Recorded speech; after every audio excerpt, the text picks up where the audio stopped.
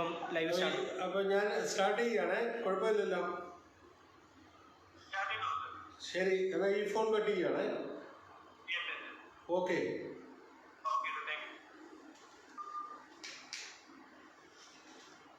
നമസ്കാരം.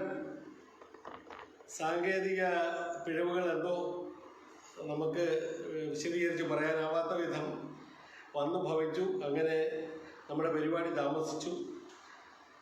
കാത്തിരിക്കുന്നവരുടെ ബുദ്ധിമുട്ട് ഞങ്ങൾക്കെല്ലാം മനസ്സിലാവും, നിങ്ങൾക്കും മനസ്സിലാവും. എങ്കിലും ഞങ്ങളുടെ ഒരു സമാധാനത്തിന് വേണ്ടി ആ പിഴവിന്, ആ താമസത്തിന്, കാലതാമസം നേരിട്ടതിന് നിങ്ങളോട് ക്ഷമ ചോദിക്കുന്നു. ഞാൻ എൻ്റെ സംഭാഷണത്തിലേക്ക് നേരിട്ട് കടക്കുകയാണ്. ജനസംസ്കൃതി ഡൽഹി എന്നെ കഴിഞ്ഞ 2-3 ആഴ്ചയായി ബന്ധപ്പെടുന്നു ഇങ്ങനൊരു സംഭാഷണം സംഘടിപ്പിക്കുന്നതിന് വേണ്ടി. ഒരു വലിയ ആദരവായി ഞാനിത് കണക്കാക്കുകയാണ്. കാരണം കേരളത്തിലെ കഥാപ്രസംഗ പ്രസ്ഥാനം, കേരളത്തിന് മാത്രം അവകാശപ്പെട്ട ഒരു പ്രസ്ഥാനം, ഒരു കലാപ്രസ്ഥാനം, ഒരു സാമൂഹ്യ രാഷ്ട്രീയ സാംസ്കാരിക പ്രസ്ഥാനം, അങ്ങനെ പല നിലവാരത്തിൽ ഔന്നത്യമാർന്ന ഒരു പ്രസ്ഥാനമെങ്കിലും പലപ്പോഴും പലരും അതിൻ്റെ പുരോഗമന സ്വഭാവം, അത് മാറ്റങ്ങൾ വരുത്തി തീർക്കുന്ന വളരെ റാഡിക്കലായിട്ടുള്ള ഒരു സമീപനവും ഉള്ള ഒരു കലാപ്രസ്ഥാനം എന്നുള്ള നിലയ്ക്ക് പലരും അതിനെ ഇകഴ്ത്താനും അതിനെ ഇല്ലായ്മ ചെയ്യാനും ഒക്കെ ശ്രമങ്ങൾ ചെയ്യുന്നുണ്ട് എന്ന് ഞങ്ങൾക്കൊക്കെ പോന്നിരുന്നവരാണ്. അങ്ങനെ ആ ധാരണ പൂർണ്ണമായിട്ടും തിരുത്തിയിട്ടില്ല. എന്തായാലും ഞാൻ അത്തരം കാര്യങ്ങളിലേക്ക് പോകുന്നില്ല. കേരള സമൂഹവും കഥാപ്രസംഗ കലയും ഇടപിരിക്കാനാവാത്ത ബന്ധമാണ്. കഥാപ്രസംഗ കല കൃത്യമായി ആരംഭിക്കുന്നത് 1924 ആദ്യ കഥാപ്രസംഗകൻ C.A. സത്യദേവൻ ശ്രീനാരായണ ഗുരുവിൻ്റെ ശിഷ്യനായിരുന്നു. അദ്ദേഹം നീലകണ്ഠ ഭാഗവതർ എന്ന് അറിയപ്പെട്ടിരുന്ന സംഗീതജ്ഞനായിരുന്നു. അദ്ദേഹം ഒരിക്കൽ തമിഴ്നാട്ടിൽ കുംഭകോണം എന്ന് അറിയപ്പെടുന്ന സ്ഥലത്ത് സംഗീതം പഠിക്കാൻ പോയി. കൂടുതൽ സംഗീതം അഭ്യസിക്കുവാൻ വേണ്ടി പോയി. അവിടെ താമസിക്കുന്ന കാലത്ത് അദ്ദേഹം അവിടുത്തെ ഒരു കലാസമ്പ്രദായം കണ്ട് ആകൃഷ്ടനായി. ഹരികഥ, തമിഴ് സമ്പ്രദായമാണ്.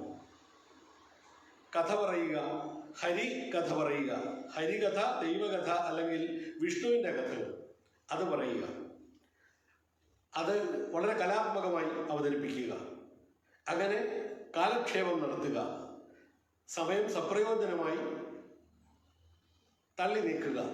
വെറുതെ ഇരിക്കുന്ന മനസ്സ് ചെകുത്താൻ്റെ ശില്പശാലയാണെന്ന് പറയുമല്ലോ, ഡബിൾസ് വർക്ക്ഷോപ്പ്. ആ നിലയ്ക്ക് നല്ല കാര്യങ്ങൾ കേൾക്കുക, ദേവകാര്യങ്ങൾ കേൾക്കുക, ദേവകഥകൾ കേൾക്കുക, അതിൻ്റെ സാരങ്ങൾ ഉൾക്കൊള്ളുക, മനസ്സിനെ സംശുദ്ധമാക്കുക, മനസ്സിനെ സംസ്കരിക്കുക. ഈ ഒരു ലക്ഷ്യത്തോടു കൂടി നിലവിലുണ്ടായിരുന്ന ഒരു പ്രസ്ഥാനമാണ് അന്ന് ഹരികഥ. മലയാളത്തിൽ അത്തരം കലാപ്രസ്ഥാനങ്ങൾ ഇവിടെ രൂപപ്പെട്ടിരുന്നില്ല, അല്ലെങ്കിൽ ഇത്രത്തോളം പ്രചാരപ്പെട്ടിരുന്നില്ല എന്നൊരവസ്ഥ ഉണ്ട്.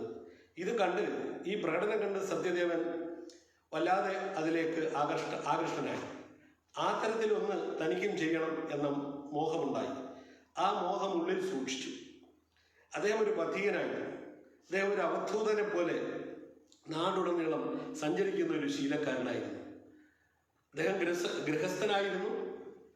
ഒപ്പം ഒരു സന്യാസിയെ പോലെ അദ്ദേഹം ഇങ്ങനെ അലഞ്ഞു തിരിഞ്ഞ് നടന്നു. അലഞ്ഞു തിരിഞ്ഞ് നടക്കുന്നതിന് നമുക്കാർക്കും പെട്ടെന്ന് തിരിച്ചറിയാവുന്ന ഒരു ലക്ഷ്യം അദ്ദേഹത്തിൻ്റെ ആ സഞ്ചാരത്തിന് കൽപ്പിക്കാൻ പെട്ടെന്ന് കഴിയില്ല. എങ്കിലും അദ്ദേഹത്തിന് എന്തോ ഉൾവിളികൾ ഉണ്ടായിരുന്നു. വല്ലാത്ത സിദ്ധികളുള്ളൊരു മനുഷ്യനായിരുന്നു. സംഗീത സിദ്ധി മാത്രമല്ല, അദ്ദേഹത്തിന് പുതിയ ഭാഷകൾ പഠിക്കാനുള്ള ഒരു അസാധാരണ പ്രാവീണ്യം ഉണ്ടായിരുന്നു.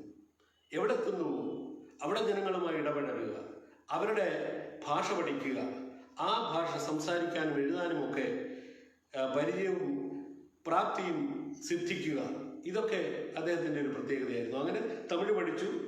തമിഴ് നന്നായി അദ്ദേഹത്തിന് കൈകാര്യം ചെയ്യാൻ കഴിയുമായിരുന്നു ആ കാലത്ത് കുംഭകോണത്ത് ഈ അനുഭവം ഉണ്ടായി.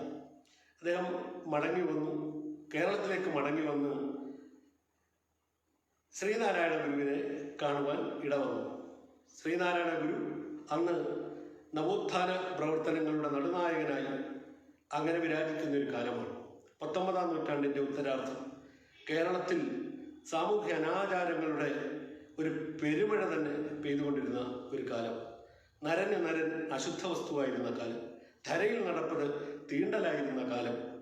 അങ്ങനെ ഒരു ദുഷിച്ച കാലഘട്ടത്തിൽ ആ ദുഷിച്ച കാലഘട്ടം അതിൻ്റെ ദുഷിപ്പ് മുഴുവൻ, അതിൻ്റെ അഴുക്ക് മുഴുവൻ തുടച്ചു നീക്കുവാൻ വേണ്ടി ശ്രീനാരായണ ഗുരുവിൻ്റെ നേതൃത്വത്തിൽ അദ്ദേഹത്തിൻ്റെ ശിഷ്യന്മാരോടൊപ്പം അദ്ദേഹം സഞ്ചരിക്കുകയും പ്രചരിപ്പിക്കുവാൻ യാത്രകൾ ചെയ്യുകയും ചെയ്യുന്ന കാലം. അദ്ദേഹത്തിൻ്റെ ശിഷ്യന്മാരായിരുന്നു, അദ്ദേഹത്തിൻ്റെ സന്തത സഹചാരികളായ ശിഷ്യന്മാരായിരുന്നു മഹാകവി കുമാരനാശാൻ, ഡോക്ടർ പൽപ്പു, പിന്നെ സഹോദരൻ അയ്യപ്പൻ തുടങ്ങിയ ആളുകൾ.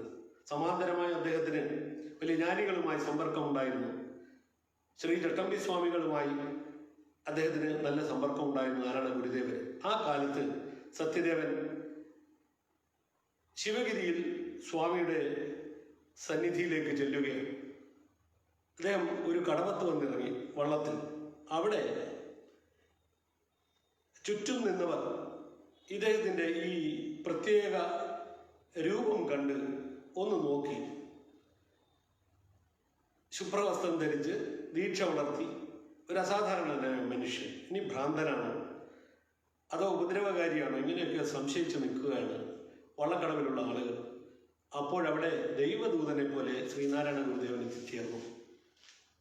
അദ്ദേഹത്തിന് ഈ ജനങ്ങളുടെ പ്രവണത കണ്ടപ്പോൾ മനസ്സിലായി, ഈ മനുഷ്യനെ വല്ലാതെ സംശയ ദൃഷ്ടിയോടെ നോക്കുന്നു, അദ്ദേഹത്തെ ഉപദ്രവിക്കാൻ വരെ ഇവർ മുതിർന്നേക്കുമോ എന്ന് ജ്ഞാനിയായ ശ്രീനാരായണ ഗുരുവിന് സംശയം തോന്നി.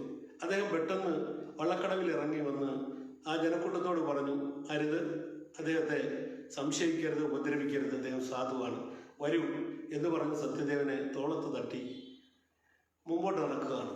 ശിവഗിരിയിലേക്കല്ലേ, അറിയാവുന്നതുപോലെ ജ്ഞാനികൾ അങ്ങനെയാണ്. നമുക്കിപ്പോൾ അവിശ്വസനീയമായിട്ടോ അല്ലെങ്കിൽ ഒരു ദൈവിക ഭാവമായിട്ടോ ഒക്കെ നമുക്ക് തോന്നാം. പക്ഷേ അദ്ദേഹം ജ്ഞാനിയായിരുന്നു. പലപ്പോഴും അസാധാരണമായ അത്തരം സിദ്ധികൾ അദ്ദേഹം കാണിച്ചിട്ടുണ്ട്.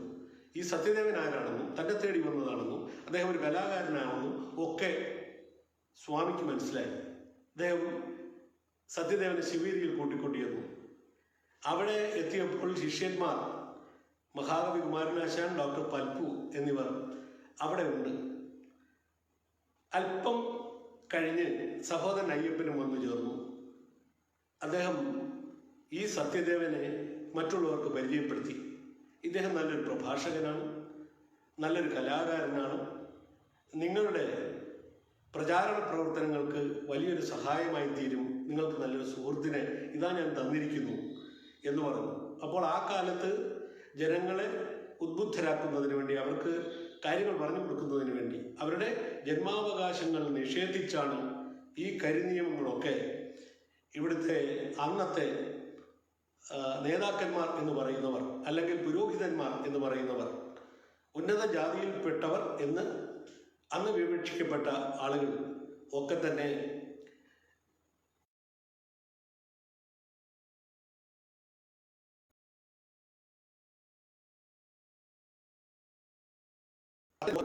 സ്വാതന്ത്ര്യമുണ്ട്, സ്വാതന്ത്ര്യം തന്നെ അമൃതം, സ്വാതന്ത്ര്യം തന്നെ ജീവിതം, പാരതന്ത്ര്യം മാനികൾക്ക് മൃതിയേക്കാൾ ഭയാനകം എന്ന ദർശനമുള്ള ആ മഹാകവി ഉൾപ്പെടെയുള്ള ഒരു സംഘത്തെ ഗുരുദേവൻ നാടിൻ്റെ നാനാഭാഗത്തേക്കും അയച്ചു.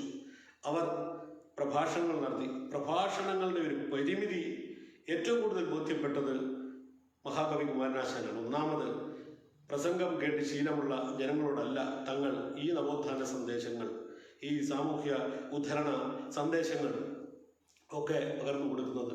പ്രസംഗം കേട്ട് ശീലമില്ല, വലിയ വലിയ ആശയങ്ങളുമായി സമ്പർക്കമില്ല, അവർക്ക് ഏതാണ്ടൊരു തരം അടിമ മനോഭാവം, വിദ്യാഭ്യാസം നിഷേധിച്ച് കൈവന്നിട്ടുള്ള അടിമ മനോഭാവം. ആ മനോഭാവത്തെ തുടച്ചു നീക്കാൻ പ്രഭാഷണങ്ങൾ കൊണ്ട് അവർ സഞ്ചരിക്കുന്ന കാലം. കേരളത്തിൽ യാത്രാ സൗകര്യങ്ങൾ വളരെ പരിമിതമായിരുന്ന ഒരു കാലം.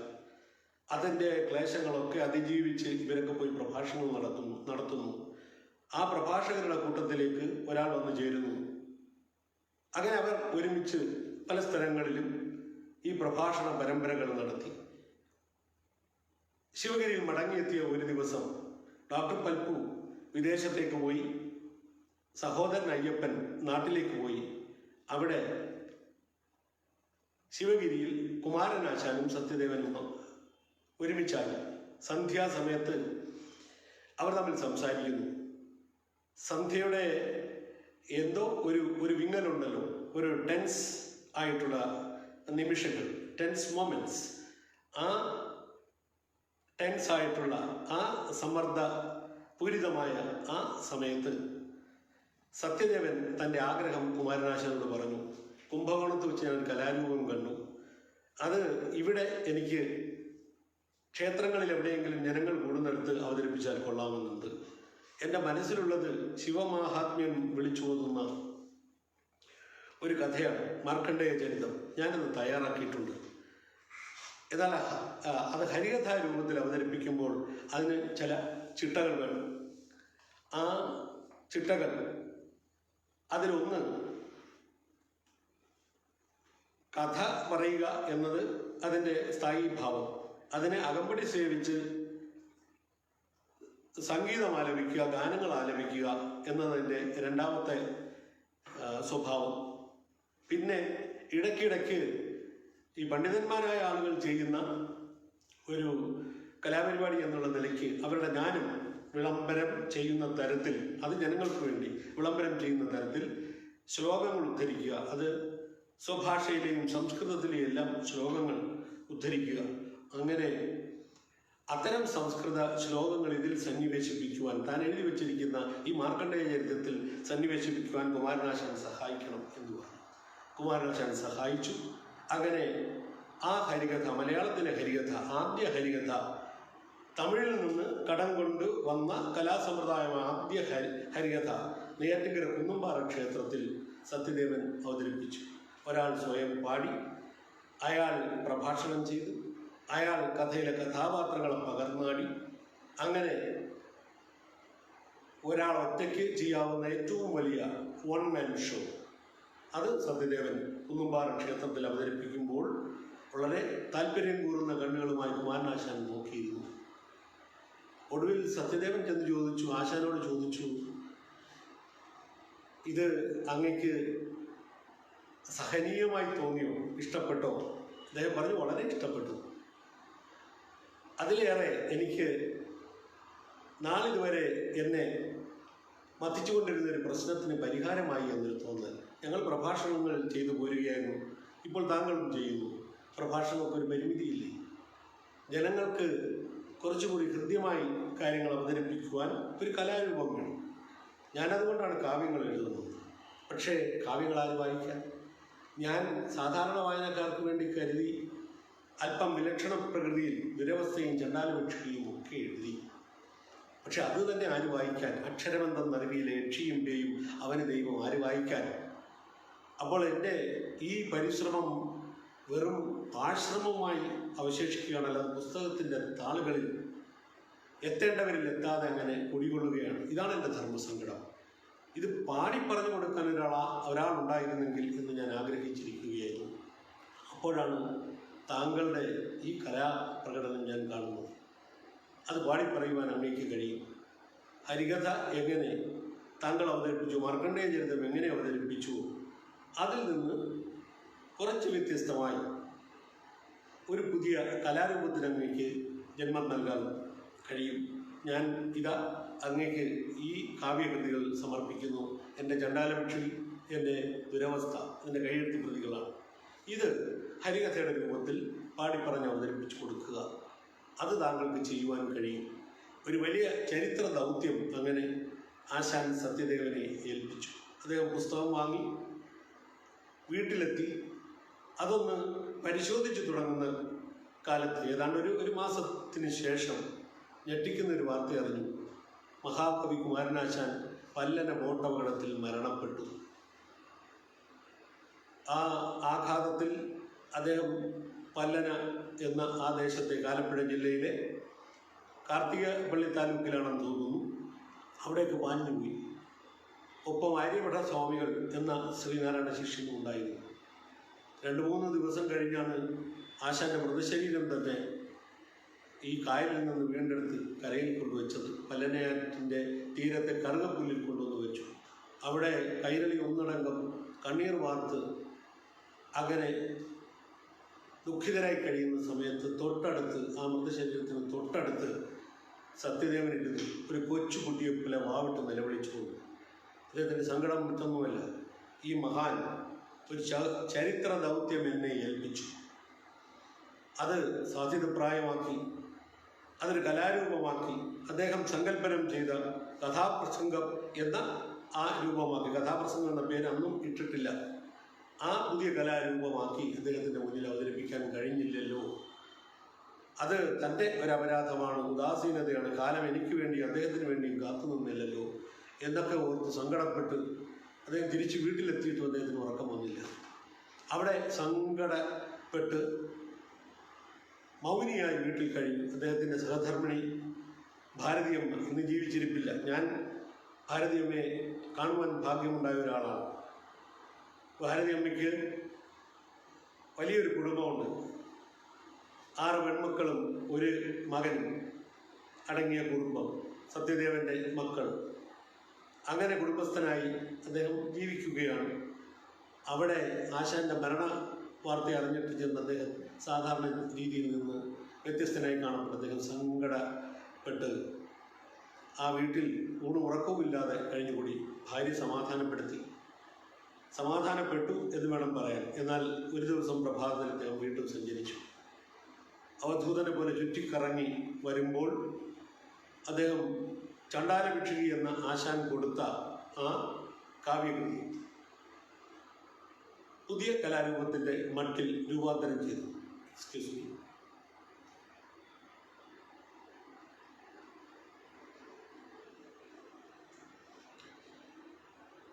അതിന് ആ കലാരൂപത്തിന് പേരിട്ടില്ല. ചുറ്റിക്കറങ്ങി ഒടുവിലെത്തിയത് എറണാകുളത്താണ്. അന്ന് ഡോക്ടർ പൽപ്പു അവിടെയാണ് താമസം. ഡോക്ടർ പൽപ്പുവിനോട് കാര്യങ്ങൾ ചെന്ന് പറഞ്ഞു. അത് പരിശോധിക്കുവാൻ പറഞ്ഞു. താൻ തയ്യാറാക്കിയ ആ സ്ക്രിപ്റ്റ് പരിശോധിക്കുവാൻ പറഞ്ഞു. പരിശോധിച്ചു. രണ്ടുപേരും ചർച്ച ചെയ്തു. അപ്പോൾ ആശാൻ വളരെ വ്യക്തമായി ഹരികഥയിൽ നിന്ന് എന്ത് വ്യത്യസ്തതയാണ് ഈ പുതിയ കലാരൂപത്തിൽ ഉണ്ടാവേണ്ടത് എന്ന് നിർദ്ദേശിച്ചിരുന്നു. ഒന്ന്, ഭക്തി കഥകളുടെ സ്ഥാനത്ത് ചണ്ഡാലഭിക്ഷുകി, ദുരവസ്ഥ പോലെയുള്ള സാമൂഹ്യ കഥകൾ ആ ഭക്തികഥകളുടെ സ്ഥാനം ഏറ്റെടുക്കണം. 2, ശാസ്ത്രീയ സംഗീതം സാധാരണ ജനങ്ങൾക്ക് ഒരുപക്ഷെ പഥ്യമായില്ലെന്ന് വരും. അത് കുറച്ചുകൂടി കമ്മ്യൂണിക്കേറ്റീവ് ആവണം. ജനങ്ങൾക്ക് മനസ്സിലാകുന്ന ശൈലിയിൽ ലളിത ഗാനങ്ങൾ അതിൽ ഉൾച്ചേർത്ത് അവതരിപ്പിക്കണം. ഇങ്ങനെ ഹരികഥയിൽ നിന്ന് തികച്ചും വ്യത്യസ്തമായൊരു പുതിയ കലാരൂപം, ഒരു സാമൂഹ്യ പരിഷ്കരണോന്മുഖമായ ലക്ഷ്യമുള്ള ഒരു പുതിയ കലാരൂപം ഉണ്ടാവണം എന്ന് ആശാൻ പ്രത്യേകം പറഞ്ഞു. അതനുസരിച്ച് അദ്ദേഹം അത് തയ്യാറാക്കി. എന്നാൽ ചണ്ഡാലഭിക്ഷുകിയിലെ വരികൾ ആശാൻ വിലക്ഷണ പ്രകൃതിയിൽ എഴുതിയെങ്കിലും അത് ഒരു സാധാരണക്കാരന് മനസ്സിലാകണമെങ്കിൽ ഒരാളുടെ സഹായം വേണം, ഒരു പണ്ഡിതൻ്റെ സഹായം വേണം. അപ്പോൾ സമ്പൂർണമായി ചണ്ഡാലഭിക്ഷുകിയിലെ വരികളെ മാത്രം ആശ്രയിച്ചാൽ ആശാൻ സങ്കല്പനം ചെയ്ത പോലുള്ള ഒരു കലാരൂപം ഉണ്ടാവില്ല. അദ്ദേഹം ലളിതമായ പദ്യങ്ങൾ എഴുതുന്ന എറണാകുളത്തുകാരനായ പണ്ഡിറ്റ് കറുപ്പനെ കാണുവാൻ നിശ്ചയിച്ചു. അത് നിർദ്ദേശിച്ചത് ഡോക്ടർ പൽപ്പുവാണ്. ഡോക്ടർ പൽപ്പു ഇദ്ദേഹത്തെക്കുറിച്ച് ധാരാളം കേട്ടിരുന്നു. അന്ന് അദ്ദേഹം വളരെ ശ്രദ്ധേയനായിരുന്നു. പണ്ഡിറ്റ് കറുപ്പൻ സാധാരണ ശീലിലുള്ള, സാധാരണ ജനങ്ങൾക്ക് പാടി മനസ്സിൽ പതിക്കാവുന്ന തരത്തിലുള്ള പാട്ടുകൾ അന്ന് അദ്ദേഹം എഴുതിയിരുന്നു. ആ ജാതിക്കുമ്മി എന്നൊക്കെ പ്രഖ്യാതങ്ങളായിട്ടുള്ള കൃതികൾ അദ്ദേഹം എഴുതിയിരുന്നു. അതിലെ ചില വരികൾ ഞാനൊന്ന് ഉദ്ധരിക്കാം. പട്ടണത്തിൽ വളരെ ഭേദം, നാട്ടും പുറത്ത് നടക്കാൻ മേല, ആട്ടുന്നു തല്ലുന്നു, പുത്തൻ വാങ്ങിക്കുന്നു, നട്ടം തീരിക്കുന്നു, യോഗപ്പെണ്ണേ അത് കേട്ടാൽ കരഞ്ഞു പോകും ജ്ഞാനപ്പെണ്ണേ. അങ്ങനെ അന്നത്തെ സാമൂഹ്യ ചിത്രത്തിൻ്റെ ഒരു പരിച്ഛേദം ആ പാട്ട് കേൾക്കുമ്പോൾ ഒരു വാങ്മയ ചിത്രമായി ജനങ്ങളുടെ മനസ്സുകളിലേക്ക് പകർന്നു കൊടുത്ത ഒരു അസാധാരണ പ്രതിഭയായിരുന്നു പണ്ഡിറ്റ് കറുപ്പൻ. പണ്ഡിറ്റ് കറുപ്പൻ ചണ്ടാലഭിക്ഷുകിക്ക് വേണ്ടി പാട്ടെഴുതി. ചണ്ടാലഭിക്ഷുകി തന്നെ വളരെ ലളിതമായ ആകർഷകമായ പദ്യങ്ങൾ ഉൾച്ചേർന്ന ഒരു കാവ്യമാണെന്നുള്ള കാര്യം ഞാനെടുത്ത് പറയേണ്ടതില്ലല്ലോ. എല്ലാവർക്കും അതിലെ പദ്യങ്ങൾ ഹൃദിസ്ഥങ്ങളാണ്. ചണ്ടാലഭിക്ഷുകിയാണ് ആദ്യം സത്യദേവൻ അവതരിപ്പിച്ചത്. ദാഹിക്കുന്നു ഭഗിനി കൃപാരസ മോഹനം കുളിർ തണ്ണീരിദാശു നീ ഓമലേ തരൂ തെല്ലെന്നതു കേട്ടു ആ മനോഹരി അമ്പരം മോദിന. ഒരു ചണ്ടാലി എന്ന് വിവക്ഷിക്കപ്പെടുന്ന പെണ്ണിനോട് ഉന്നത കുലജാതനായ ബുദ്ധഭിക്ഷു പറയുകയാണ്, ഇത്തിരി വെള്ളം കൊടുക്കുക. അപ്പോൾ അവൾ അമ്പരന്ന് നിൽക്കുന്നു. അല്ലല്ലെന്തു കഥ ഇതു കഷ്ടമേ അല്ലലാലങ്ങു ജാതി മറന്നിതോ നീചനാരിതൻ കയ്യാൽ ജലം വാങ്ങി ആചമിക്കുമോ ചൊല്ലെഴു ആര്യന്മാർ. അങ്ങേപോലെ ചൊല്ലെഴുന്ന ആര്യന്മാർ, ഉന്നത കുലജാതരായിട്ടുള്ള ആര്യന്മാർ ഇതുപോലെ ഒരു ചണ്ടാലിയോട് വെള്ളം ചോദിക്കുമോ? അപ്പോൾ അദ്ദേഹം പറയുന്നു, ഓതിനാൻ ഭിക്ഷു ഏറ്റവും വിലക്ഷനായി ജാതി ചോദിക്കുന്നില്ല ഞാൻ സോദരി ചോദിക്കുന്നു നീർനാവു വരണ്ടഹോ ഭീതി വേണ്ടാതരികതെനിക്കു നീ. അവൾ പിന്നെ മുനിക്ക് വെള്ളം കൊടുത്തു. ആ വെള്ളം കുടിച്ച് അദ്ദേഹം സംതൃപ്തി അടയുന്നത് കണ്ട് അകൃത്രിമമായ പ്രണയം അവൾക്ക് അദ്ദേഹത്തോട് തോന്നി. അദ്ദേഹത്തിൻ്റെ വഴിക്ക് പോയി, ശ്രാവസ്തിയിലേക്ക് പോയി, അദ്ദേഹത്തിൻ്റെ ഗുരുവായ ബുദ്ധൻ്റെ ആശ്രമത്തിലേക്ക് പോയി. ഇവൾ പിന്നാലെ ചെന്നു.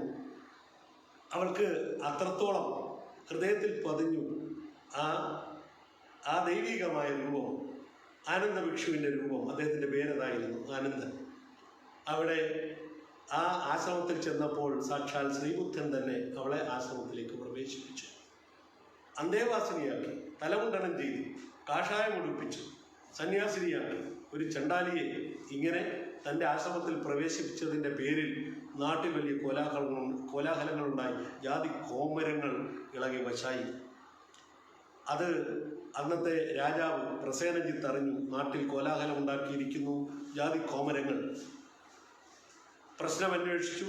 അപ്പോൾ അറിയുന്നു ശ്രീബുദ്ധൻ ഇങ്ങനെ ഒരു ചണ്ടാലിയെ ആശ്രമത്തിൽ പ്രവേശിപ്പിച്ചിരിക്കുന്നു, ഉന്നത കുലജാതരായ ആളുകളോടൊപ്പം താമസിപ്പിച്ചിരിക്കുന്നു.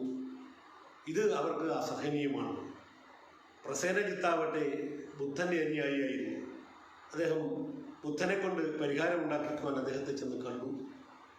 അദ്ദേഹം ശ്രീബുദ്ധൻ ചില കാര്യങ്ങൾ പറഞ്ഞു കൊടുത്തു. ഇങ്ങനെ മനുഷ്യനുണ്ടാക്കിയ ഈ നീച നിയമങ്ങൾ ഒരിക്കലും പാലിക്കരുത്. ജാതി വല്ലാത്ത ദോഷങ്ങൾ ചെയ്യുന്ന ഒന്നാണ്. ഓരോരുത്തർ ജാതിയുടെ പേരിൽ അവരുടെ അധികാരവും പദവിയും നിലനിർത്താൻ ചില ചിട്ടകൾ ഉണ്ടാക്കി വെച്ചിരിക്കുന്നു. ഇന്നലെ ചെയ്ത ഒരബദ്ധം മൂഢർക്ക് ഇന്നത്തെ ആചാരമാകാം, നാളത്തെ ശാസ്ത്രമതാകാം, അതിൽ സമ്മതം, മൂളായിക സമ്മതം രാജൻ. എന്നിട്ട് പറയുന്നു, സ്നേഹത്തിൽ നിന്ന് ഉദിക്കുന്നു ലോകം, സ്നേഹത്താൽ വൃദ്ധി തേടുന്നു.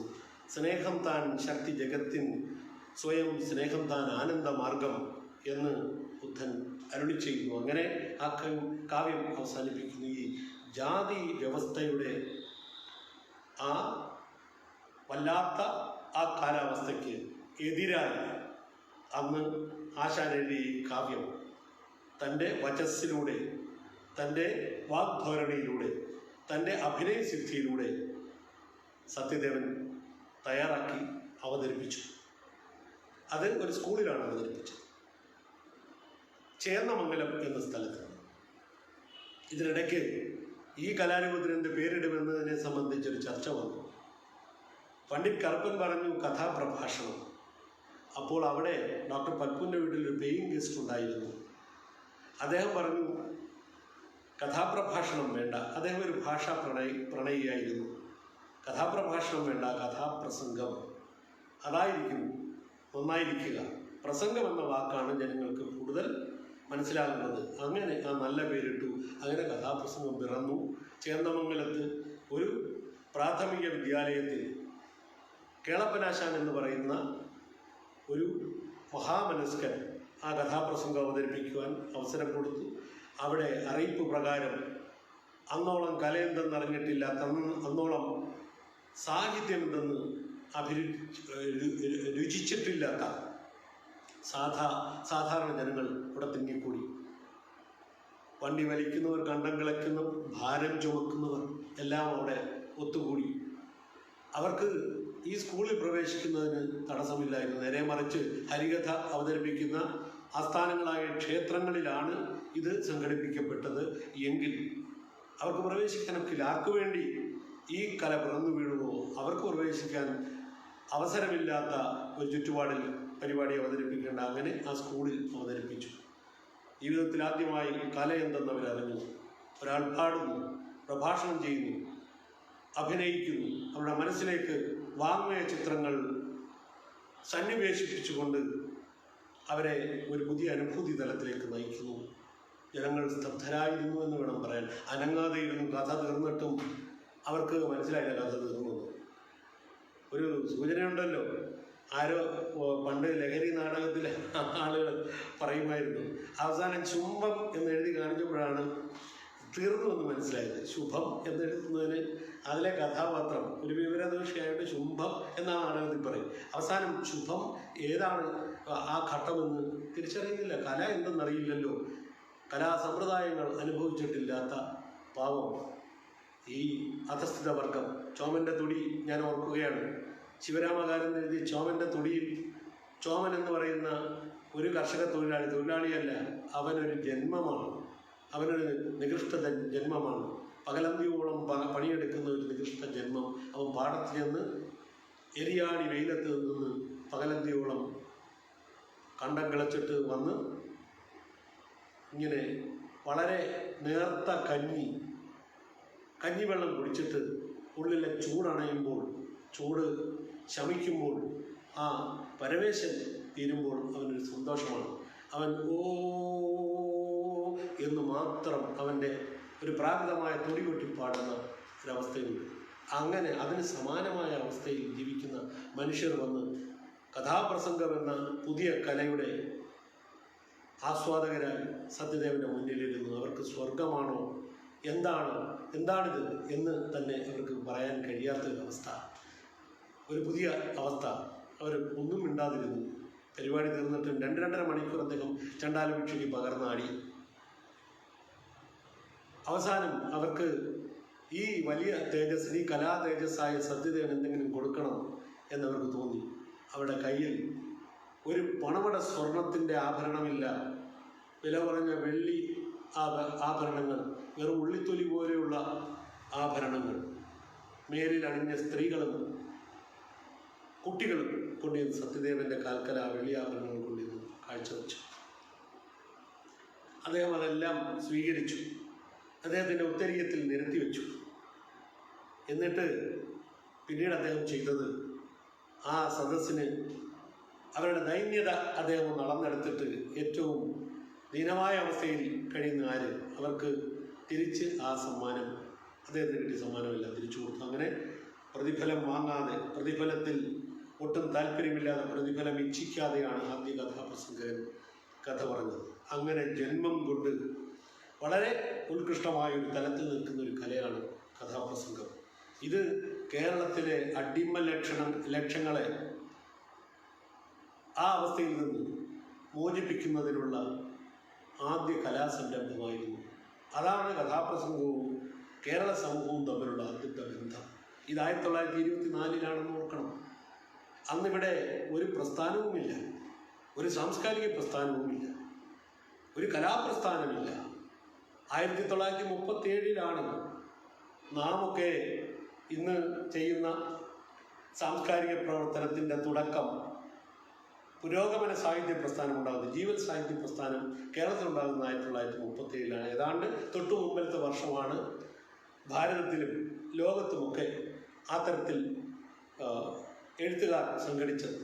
മാക്സിം ഗോർക്കിയുടെ ചോദ്യമുണ്ട്, എഴുത്തുകാരെ, സാഹിത്യ നായകന്മാരെ, നിങ്ങൾ ആരുടെ ചേരിയിലാണ്? ആ ചോദ്യമുയർന്ന 1936 കാലം. അതിനു മുമ്പ് ഒരു 12-13 വർഷം മുമ്പ് 24 ഇതാ കേരളം പലതിലും മാതൃക കാട്ടിയ സംസ്ഥാനമാണ്. തെരഞ്ഞെടുപ്പിലൂടെ ഒരു കമ്മ്യൂണിസ്റ്റ് മന്ത്രിസഭയെ ആദ്യം അധികാരത്തിലെത്തിയത് കേരളത്തിലാണ്. അതുപോലെ ആദ്യത്തെ സാംസ്കാരിക പ്രസ്ഥാനം, കലാപ്രസ്ഥാനം ഉണ്ടാകുന്നത്, കഥാപ്രസംഗ പ്രസ്ഥാനം, പ്രതിഫലേച്ഛയില്ലാത്ത ഒരു കലാകാരൻ തുടക്കം കുറിച്ച ആ കലാപ്രസ്ഥാനം നാട്ടുകാരെ സമുദ്ധരിക്കുവാനും അവർക്ക് അറിവ് പകർന്നു കൊടുക്കുവാനും കുമാരനാശാനെ പോലുള്ള മഹാമനീഷികൾ എഴുതി വെച്ച ആ സാംസ്കാരിക വായ്ത്താരികൾ, കവിത, കാവ്യം അവർക്ക് പാടിപ്പറഞ്ഞു കൊടുത്ത് അവർക്ക് നഷ്ടമായിരിക്കുന്ന അവരുടെ അവകാശങ്ങൾ വീണ്ടെടുത്ത് കൊടുക്കുവാൻ, അതിനെക്കുറിച്ചുള്ള അവബോധം ഉണ്ടാക്കുവാൻ വേണ്ടി ആ പ്രസ്ഥാനം ഉണ്ടാകുന്നത് 1924 24 മുതൽ ഇവിടെ പുരോഗമന സാഹിത്യ പ്രസ്ഥാനം ഉണ്ടാകുന്നിടം വരെയുള്ള ആ കാലഘട്ടത്തിലെ ഒരു സാംസ്കാരിക പ്രവർത്തനത്തിൻ്റെ കലാസ്രോതസ് കഥാപ്രസംഗം മാത്രം നടത്തിയിരുന്ന പ്രവർത്തനമാണ്. ഇത് പല ചരിത്രകാരന്മാരും രേഖപ്പെടുത്തിയിട്ടില്ല. കഥാപ്രസംഗത്തിന് തന്നെ ലിറ്ററേച്ചർ വളരെ കുറവാണ്. ഇവിടെ എൻ്റെ മുന്നിൽ കുറേ പുസ്തകങ്ങളുണ്ട്. അത് പിന്നീട് അതിൻ്റെ ആവശ്യം മനസ്സിലാക്കി എഴുതപ്പെട്ടതാണ്. അതിലേറ്റവും പ്രമുഖമായ പുസ്തകം KK വാദ്യാരുടെ കഥാപ്രസംഗം എന്തിന് എങ്ങനെ. അന്ന് ഇതര കലാരൂപങ്ങൾക്ക് ഒരു ആധികാരിക ഗ്രന്ഥം അങ്ങനെ ഏറെ ഇല്ലാതിരുന്നൊരു കാലത്താണ് മഹാനായ KK വാദ്യാർ കഥാപ്രസംഗ കലയിലെ ആദ്യമധ്യകരിൽ ഒരാളായ KK വാദ്യാർ എഴുതിയ പുസ്തകമുണ്ടാകുന്നത്. അപ്പോൾ ഒരു സാഹിത്യ പ്രസ്ഥാനം, ഒരു സാംസ്കാരിക പ്രസ്ഥാനവും ഇവിടെ ഇല്ലാതിരുന്ന ഒരു കാലഘട്ടത്തിൽ ഇവിടെ ആ സാംസ്കാരിക നേതൃത്വം ഏറ്റെടുത്ത മഹാപ്രസ്ഥാനമാണ്, കലാപ്രസ്ഥാനമാണ് കഥാപ്രസംഗ പ്രസ്ഥാനം. ജനങ്ങളെ മുഖാമുഖം കാണുക, അവരോട് വാങ്മയ ചിത്രങ്ങൾ അവരുടെ മനസ്സുകളിലേക്ക് സന്നിവേശിപ്പിച്ച് സാധാരണക്കാരന് മനസ്സിലാകുന്ന ശൈലിയിൽ പാടിയും പറഞ്ഞും അവതരിപ്പിച്ച ആ സമ്പ്രദായമുള്ള കലാപ്രസ്ഥാനം. അങ്ങനെ കഥ പറയുക എന്ന് പറയുന്നത് നമ്മുടെ ഒരു ജീവശ്വാസം പോലെയാണ് കഥ. കാരണം കഥ എപ്പോഴും ജീവിതത്തിൻ്റെ ഒരു ചിന്ത, ജീവിതത്തിൻ്റെ ഒരു ചെറിയ ചിന്ത. ആ ചിന്തയിൽ ഒരു കഥാപാത്രം ഉണ്ടാകും, അല്ലെങ്കിൽ കഥാപാത്രങ്ങളുണ്ടാകും. ആ കഥാപാത്രം നല്ലവനായിരിക്കും, സൽകഥാപാത്രമാകാം. ചിലപ്പോൾ അവൻ ദുഷ്ടകഥാപാത്രമായിരിക്കും. ഏതായാലും കഥാപാത്രത്തിൻ്റെ സ്വഭാവമനുസരിച്ച് കഥ കേൾക്കുന്നയാൾ, കഥ അറിയുന്നയാൾ ചില പക്ഷങ്ങൾ സ്വീകരിക്കുന്നു. നന്മ ഉള്ള ആ കഥാപാത്രത്തിൻ്റെ പക്ഷത്ത് ചേരുന്നു ആ കേൾക്കുന്നവൻ. ആ കേൾവിക്കാരൻ നന്മയുടെ പക്ഷം ചേരുന്നു. കാരണം കാഥികൻ നന്മയുടെ പക്ഷത്താണ് സംസാരിക്കുക. അതങ്ങനെയാണ് സഭയിൽ പറയുന്ന അവതരിപ്പിക്കപ്പെടുന്ന ഒരു കലാരൂപമാണ് കഥാപ്രസംഗം. അവിടെ സഭ്യമായ കാര്യങ്ങൾ മാത്രമേ പറയാൻ കഴിയൂ. ഞാൻ ഒരു കഥാപ്രസംഗകനാണ്, എൻ്റെ പിതാവിൻ്റെ വഴി പിന്തുടരുന്ന ഒരു കഥാപ്രസംഗകനാണ്. ഇതിന് ഞങ്ങൾക്ക് വേറൊരു ഓപ്ഷനില്ല. അശ്ലീലം ഒരു പൊതിഞ്ഞ രൂപത്തിൽ വളരെ കലാത്മകമായി അതൊക്കെ പറയാമെന്നല്ലാതെ എപ്പോഴും അത്യന്തം സഭ്യമായ വിഷയങ്ങൾ അവതരിപ്പിക്കുന്ന ഒരു കലാരൂപമാണ് കഥാപ്രസംഗം. അപ്പോൾ കാഥികൻ എപ്പോഴും സഭ്യതയുടെയും നന്മയുടെയും ധർമ്മത്തിൻ്റെയും സത്യത്തിൻ്റെയൊക്കെ പക്ഷത്താണ്. അപ്പോൾ നന്മയുടെ പക്ഷം ചേർക്കാൻ, സത്യത്തിൻ്റെ പക്ഷം ചേർക്കാൻ, ധർമ്മത്തിൻ്റെ പക്ഷം ചേർക്കാൻ, ധർമ്മമാകുമ്പോൾ കാലാനുസൃതമായി ധർമ്മത്തിന് ചില സമീപന വ്യത്യാസങ്ങളുണ്ടാകാം. എങ്കിലും സത്യാനുസാരിയായ ധർമ്മം, സ്നേഹാനുസാരിയായ ധർമ്മം, ആ ധർമ്മത്തിനെന്നും വിലയാണ്. അങ്ങനെ ഉള്ള നന്മകളോട് പക്ഷപാതമുള്ള ഒരു നിലപാടെടുക്കുന്ന കാഥികൻ പറയുന്ന കഥ, അത് ജനങ്ങൾ എത്രമാത്രം മുഖാമുഖം നിന്ന് പറയുമ്പോൾ അത് സ്വാധീനിക്കും. ഒരു ചൈനീസ് എഴുത്തുകാരൻ പറഞ്ഞു, സാംസ്കാരിക വിപ്ലവത്തിൻ്റെ കാലത്ത് ഒരു ചൈനീസ് എഴുത്തുകാരൻ പറഞ്ഞു, we should encourage fictional literature. കാരണം കഥ ജീവിതത്തിൻ്റെ ഒരു ചിന്ത, അത് ഒരു കഥാപാത്രത്തിൻ്റെ വിജയവും പരാജയവും ഒക്കെ കേൾക്കുന്നയാളിന്, അനുവാചകന് അല്ലെങ്കിൽ ശ്രോതാവിന് പകർന്നു കൊടുക്കും. അയാൾ എന്തുകൊണ്ട്, ആ കഥാപാത്രം ജയിക്കുന്നയാളാണെങ്കിൽ എന്തുകൊണ്ട് ജയിച്ചു? കഥാപാത്രം തോൽക്കുന്നെങ്കിൽ എന്തുകൊണ്ട് തോറ്റു, അവൻ ഇങ്ങനെ ചെയ്തിരുന്നെങ്കിൽ അവന് തോൽക്കാതെ ജയിക്കാമായിരുന്നു എന്നൊക്കെയുള്ള വിലയിരുത്തലുകൾ നമുക്ക് ചെയ്യാൻ കഴിയുന്ന അവസരങ്ങൾ കഥകൾ സമ്മാനിക്കുന്നു. അതുകൊണ്ട് മനസ്സ് പാകപ്പെടുവാൻ എപ്പോഴും കഥകൾ കേൾക്കുക. സാംസ്കാരിക വിപ്ലവത്തിൻ്റെ കാലത്ത് ചൈന അവലംബിച്ച ഒരു മാർഗമാണ് ജനങ്ങൾക്ക് കൂടുതൽ കഥകൾ കൊടുക്കുക, കഥാ സാഹിത്യത്തെ, ഫിക്ഷണൽ ലിറ്ററേച്ചർ അത് പ്രോത്സാഹിപ്പിക്കുക. ഇവിടെയും കഥാകാവ്യങ്ങൾ അവതരിപ്പിച്ചാണ് ജനങ്ങൾക്ക്, കേരള സമൂഹത്തിന് ആദ്യ വിദ്യാഭ്യാസവും അവർക്ക് നന്മയോടുള്ളൊരു പക്ഷവും അവരുടെ സ്വന്തം അവകാശങ്ങളെക്കുറിച്ചുള്ള ബോധവും, ഒപ്പം കാവ്യകൃതികളാണ് പാടിപ്പറഞ്ഞത് എന്നുള്ളത് കൊണ്ട് കാവ്യബോധവും കാവ്യ സംസ്കാരവും ഒക്കെ ഇവിടെ വിതച്ച കലാപ്രസ്ഥാനമാണ് കഥാപ്രസംഗ പ്രസ്ഥാനം. കവിത ചൊല്ലുക എന്ന് പറയുമ്പോൾ അതിൻ്റെ കർത്താവ് കൽപ്പിച്ചെഴുതിയ ആ കവിതയ്ക്ക് ഒരളവുണ്ട്, താളമുണ്ട്, വൃത്തമുണ്ട്. അത് സമ്പൂർണമായി ഹൃദിസ്ഥമാക്കി അവതരിപ്പിക്കുക എന്നുള്ളതാണ്. അത് തന്നെ കലാകാരന് വലിയ അച്ചടക്കം വേണം. ഇങ്ങനെ വഴിവിട്ട് വളയമില്ലാതെ ചാടാവുന്ന ഒന്നല്ല ഈ കവിത സൃഷ്ടിക്കുന്ന പരിസരം എന്ന് പറയുന്നത്.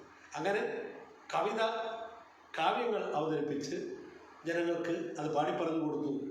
അക്ഷരം പോലും അറിഞ്ഞുകൂടാത്ത ജനങ്ങൾ കേട്ടറിഞ്ഞു. കേൾവിയിലൂടെ അവർ നല്ല കാവ്യങ്ങൾ കേട്ടറിഞ്ഞു. സ്വാതന്ത്ര്യം തന്നെ അവർ, ഞാൻ അല്പം മുമ്പ് ഉദ്ധരിച്ചതാണ്. ഇത് എഴുത്തൊന്നും അറിഞ്ഞുകൂടാത്തവർ വരെ ഉദ്ധരിക്കുന്ന ഒരു കാവ്യശകലമാണ്. ഇതിൻ്റെ ക്രെഡിറ്റ് ഇത് ജനങ്ങൾക്കിങ്ങനെ റെഫർ ചെയ്യാതെ കേൾവി കൊണ്ട്, ചെവിത്തഴമ്പ് കൊണ്ട് ഉദ്ധരിക്കാൻ കഴിയും.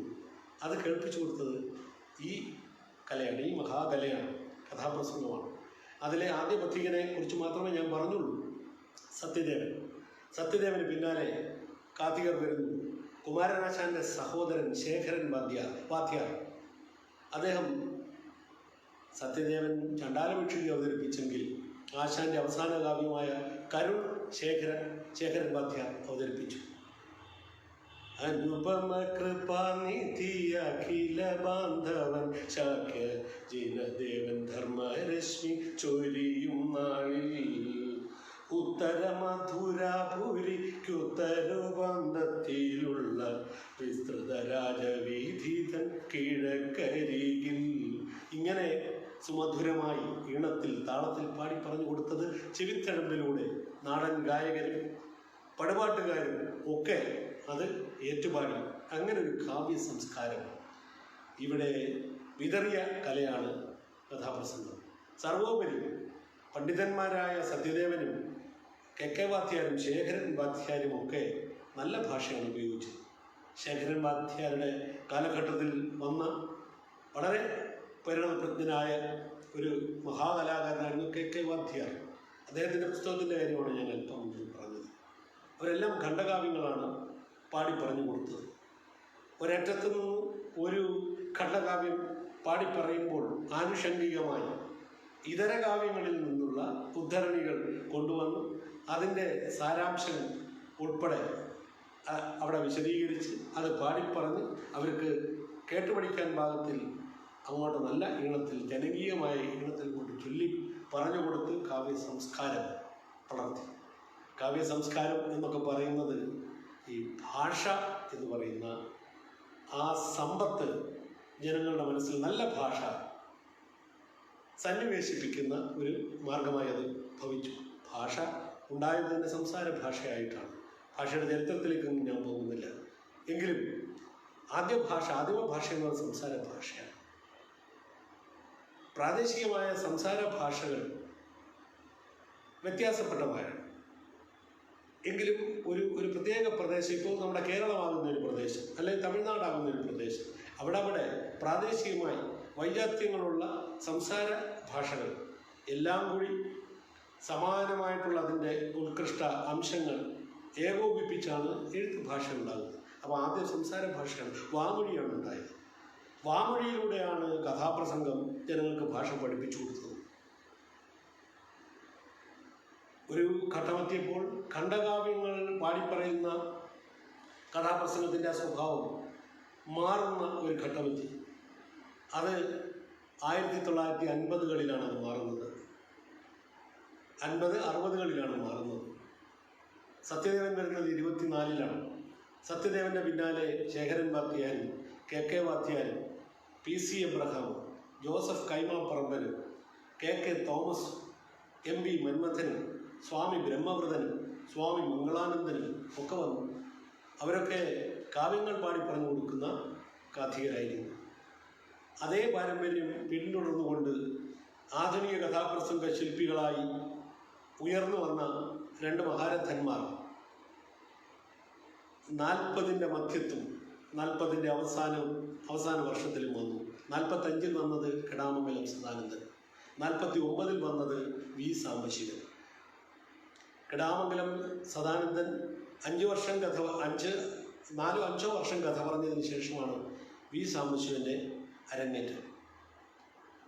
അവർ രണ്ടുപേരും ആധുനിക കഥാപ്രസംഗത്തിൻ്റെ ശില്പികളായി വാഴ്ത്തപ്പെടുന്നുവെങ്കിലും കൂടുതൽ ജനങ്ങളിലെത്തിയത് V സാംബശിവൻ്റെ കഥാപ്രസംഗങ്ങളാണ് എന്ന് ഞാൻ പറയേണ്ടതില്ല. ഈ ഖണ്ഡകാവ്യ പ്രസ്ഥാനം കഥാപ്രസംഗത്തിൽ വലിയ സ്വാധീനം ചെലുത്തിയിരുന്നപ്പോൾ ഖണ്ഡകാവ്യം അല്ലാതെ മറ്റൊന്നും കഥാപ്രസംഗ വേദികളിൽ എത്താതിരുന്നൊരു കാലത്ത് ഖണ്ഡകാവ്യങ്ങൾ പറഞ്ഞ് അതിൻ്റെ സ്റ്റോക്ക് തീർന്നു. കവിത്രയത്തിൻ്റെ കാവ്യങ്ങളുടെ സ്റ്റോക്ക് തീർന്നു. പല കാഥികർ ഒരേ കഥ തന്നെ പറയുന്ന അവസ്ഥ വന്നു. കഥകളുടെ ക്ഷാമം അനുഭവപ്പെട്ടപ്പോൾ സ്വയം ഖണ്ഡകാവ്യങ്ങൾ എഴുതാൻ തുടങ്ങി. അങ്ങനെ ആദ്യ കഥ ചങ്ങമ്പുഴയുടെ ദേവതയായിരുന്നു V സാംബശിവൻ അവതരിപ്പിച്ചത്. പിന്നീട് അദ്ദേഹം മഗ്ദലന മറിയം, വള്ളത്തോളിൻ്റെ കൊച്ചു സീത തുടങ്ങിയിട്ടുള്ള ഖണ്ഡകാവ്യങ്ങൾ അവതരിപ്പിച്ചു. കവികളുടെ കാവ്യങ്ങളൊക്കെ അവതരിപ്പിച്ചു കഴിഞ്ഞ് മഹാകവികളുടെ നിരയിൽ നിന്ന് ജനകീയ കവികളായ ചങ്ങമ്പുഴയുടെയും വയലാറിൻ്റെയും തിരുനെല്ലൂരിൻ്റെയൊക്കെ കഥകളിലേക്ക് കഥാപ്രസംഗ വേദി മെല്ലെ പടർന്നേറുകയായി. അങ്ങനെ വന്ന ഖണ്ഡകാവ്യ കൃതികളാണ് ചങ്ങമ്പുഴയുടെ വത്സല, പിന്നെ ചങ്ങമ്പുഴയുടെ വാഴക്കുല. അതിലാണ് ഏറ്റവും പ്രസക്തമായ ഒരു ചോദ്യം ചങ്ങമ്പുഴ ഉന്നയിച്ചത്. അവകാശങ്ങൾ നിഷേധിക്കപ്പെടുന്ന സാധാരണക്കാരൻ്റെ അടിയാൻ്റെ അവസ്ഥ, ഇതിനൊക്കെ പ്രതികാരം ചെയ്യാതടങ്ങുമോ പതിതരെ നിങ്ങൾ തൻ പിന്മുറക്കാർ എന്ന് വേദികളിൽ നിന്ന് ഈ കാഥികരൊക്കെ പറഞ്ഞു. അതിലേറ്റവും പ്രമുഖമായി ആ കഥ അവതരിപ്പിച്ചത് കെടാമംഗലം സദാനന്ദനാണ്. ചങ്ങമ്പുഴയുടെ ദേവത V സാംബശിവൻ അവതരിപ്പിച്ചു. അദ്ദേഹം വള്ളത്തോളിൻ്റെ കാവ്യകൃതികൾ മഗ്ദലന മറിയവും കൊച്ചു സീതയും ഒക്കെ അവതരിപ്പിച്ചു. പിന്നീട് അദ്ദേഹം കുറച്ചുകൂടി ജനകീയനായ വയലാറിൻ്റെ ആയിഷ അവതരിപ്പിച്ചു. ആയിഷയെ ആരും മറന്നിട്ടില്ല. മറക്കുമോ നിങ്ങൾ എന്നെ ആയിഷയെ എന്നാണ് വയലാർ ചോദിച്ചത്. ആ ചോദ്യം ഒരു ശബ്ദസൗകുമാര്യമായി കേരള മനസ്സുകളിലേക്ക് വിതറിയത് V സാംബശിവനാണ്. ആയിഷയെ വർണ്ണിക്കുന്നത് ആർക്കും മറക്കാൻ കഴിയില്ല. മഞ്ഞപ്പുള്ളികളുള്ള നീല ജാക്കറ്റും നീളെ കുഞ്ഞു തമ്മല് തുന്നിച്ചേർത്ത പാവാട ചുറ്റും കൈകളിൽ പൊട്ടിച്ചിരിക്കും വളകളും കൈരപ്പൂ തിരികിയ ചുരുളൻ മുടിക്കെട്ടും പുഞ്ചിരി അടരാത്ത മുഖവും തേനൂർന്ന കൊഞ്ചലും മറക്കുമോ നിങ്ങൾ എന്നൈഷയെ. അങ്ങനെ പാടി ഹൃദയത്തിൽ വരച്ചു കൊടുത്തു V സാംബശിവൻ. ആയിഷ ഇന്നും സഹൃദയകൾ ജീവിക്കുന്നു. ആയിഷയെ വീണ്ടും കേൾക്കാൻ അവരാഗ്രഹം പ്രകടിപ്പിക്കുന്നു. V സാംബശിവൻ്റെ കാലശേഷം ഞാൻ അരങ്ങേറ്റ് വന്നപ്പോൾ ജനങ്ങൾ ആവശ്യപ്പെട്ടു സാമ്പൻ്റെ ആയിഷ പറയണം. ഇപ്പോഴും പറയുന്നു. എത്രയോ വർഷമായിട്ട് ഞാനിത് കഥാപ്രസംഗ വേദിയിൽ 25ാമത്തെ വർഷമാണ്. ഞാൻ കഥാവേദിയിൽ അരങ്ങേറി 3-4 വർഷം ആയിഷ അവതരിപ്പിച്ചു. എൻ്റെ പിതാവ് അവതരിപ്പിച്ച അതേ രൂപത്തിൽ. എന്നാൽ എൻ്റെ ടെക്സ്റ്റാണ് ഞാൻ ഉപയോഗിച്ചത്, എൻ്റെ ഭാഷയാണ് ഞാൻ ഉപയോഗിച്ചത്. ഈണങ്ങൾ മാറ്റിയില്ല, പാട്ടുകൾ മാറ്റിയില്ല. കാരണം ജനങ്ങൾ ആവശ്യപ്പെടുന്നത് സാമ്പൻ അവരിൽ ഉണ്ടാക്കിയ ആ മുഴക്കം, ആ ശബ്ദ സൗകുമാര്യം അതായിരുന്നു. ഇപ്പോഴും പറയുന്നു. ഈ കൊറോണ ലോക്ക്ഡൗൺ കാലത്ത് ഓൺലൈൻ ഞാൻ ആയിഷ അവതരിപ്പിച്ചു. ആയിഷ മറ്റു പല കഥകളും അവതരിപ്പിക്കുവാൻ ജനങ്ങൾ ആവശ്യപ്പെട്ടു. അങ്ങനെ ആയിഷ കഴിയുന്നു, റാണി അവതരിപ്പിക്കുന്നു. പിന്നീട് അദ്ദേഹം ഒരു മാറ്റം കൊണ്ടുവരുന്നു. SK പൊറ്റക്കാടിൻ്റെ പുള്ളിമാൻ എന്ന ചെറുകഥ അവതരിപ്പിച്ചു. അങ്ങനെ ചെറുകഥ ആദ്യമായി കഥാപ്രസംഗ വേദിയിൽ പരീക്ഷിച്ചത് വി സാംബശിവൻ. വായിക്കാനൊരു 10-15 മിനിറ്റോ മതി പുള്ളിമാൻ എന്ന ചെറുകഥ. പക്ഷേ വളരെ ഹൃദ്യമായ ഒരു കഥാപ്രസംഗ വിഷയമായി വികസിപ്പിച്ച് ഏറ്റവും കൂടുതൽ ജനങ്ങളെ ആകർഷിച്ച ഒരു കഥയാണ് പുള്ളിമാൻ.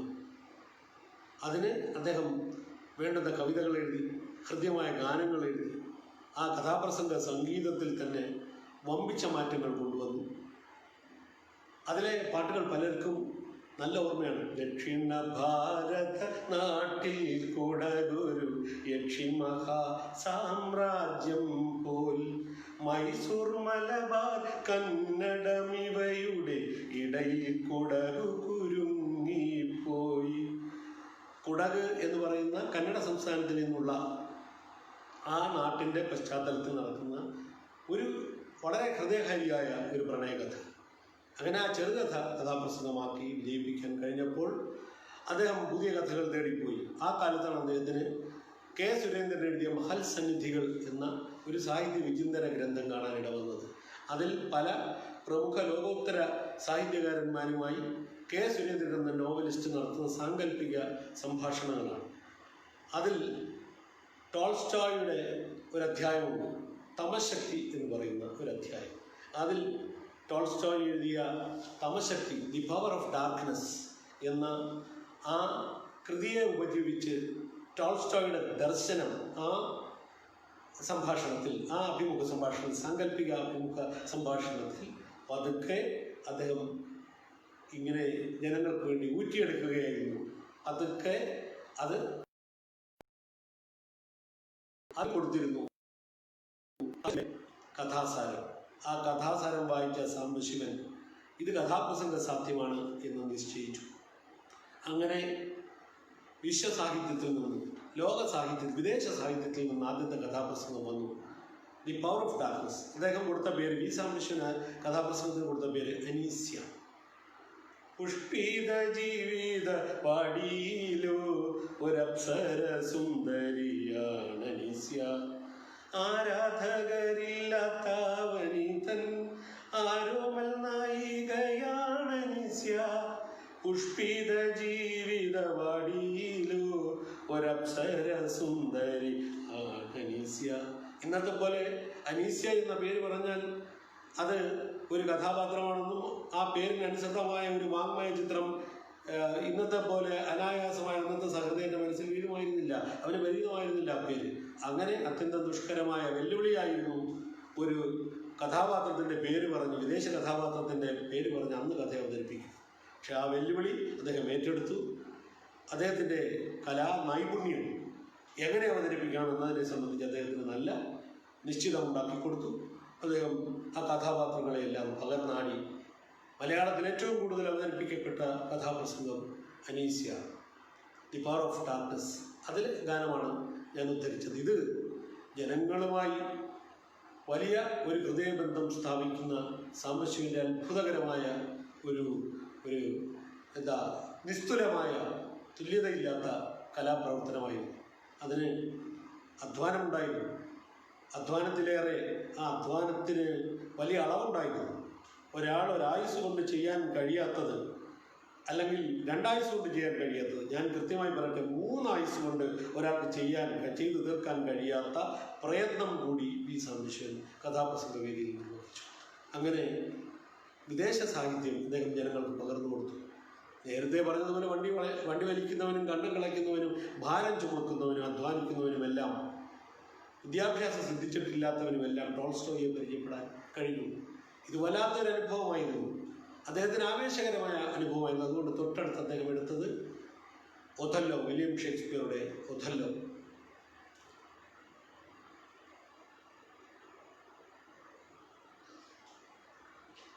ഒഥല്ലോ അദ്ദേഹം കഥ പറയുന്ന കാലത്ത് യൂണിവേഴ്സിറ്റി വിഷയമായിരുന്നു. യൂണിവേഴ്സിറ്റി പരീക്ഷയ്ക്ക് ഡിഗ്രി വിദ്യാർത്ഥികൾക്ക് പഠിക്കാനുണ്ടായിരുന്നു ഒഥല്ലോ എന്ന നാടകം. ഈ 16-ാം നൂറ്റാണ്ടിലെ ഇംഗ്ലീഷിലാണ് ഷേക്സ്പിയർ അത് എഴുതിയത്. ഭാഷ ഈ നൂറ്റാണ്ടുകൾ കടന്ന് ഇനി വന്നപ്പോഴേക്ക്, ഇവരൊക്കെ പഠിക്കുന്ന കാലത്ത് വന്നപ്പോഴേക്ക് പലതും ആർക്കും ആക്കാൻ പ്രയാസമുള്ള സംഗതിയായിട്ട് വന്നു. അങ്ങനെ ഷേക്സ്പിയർ വിദഗ്ധന്മാരുണ്ടായി. കൊല്ലം ശ്രീനാരായണ കോളേജിൽ പ്രസിദ്ധനായ ഷേക്സ്പിയർ വേലായുധനുണ്ടായിരുന്നു, പ്രൊഫസർ രാമയ്യനുണ്ടായിരുന്നു. അവരൊക്കെ വളരെ കിണഞ്ഞ് പരിശ്രമിച്ച് വിദ്യാർത്ഥികളെ ഈ ആംഗലേയ ഭാഷ ഒഥല്ലോയുടെ സാരം ഗ്രഹിപ്പിക്കാൻ ശ്രമിച്ചപ്പോൾ സാധാരണക്കാരായ വിദ്യാർത്ഥികൾക്ക് അത് വളരെ പ്രയാസമായി തന്നെ അനുഭവപ്പെട്ടു. ഷേക്സ്പിയർ പേപ്പറിന് പലരും സലാം പറഞ്ഞു, തൊപ്പിയിട്ടു.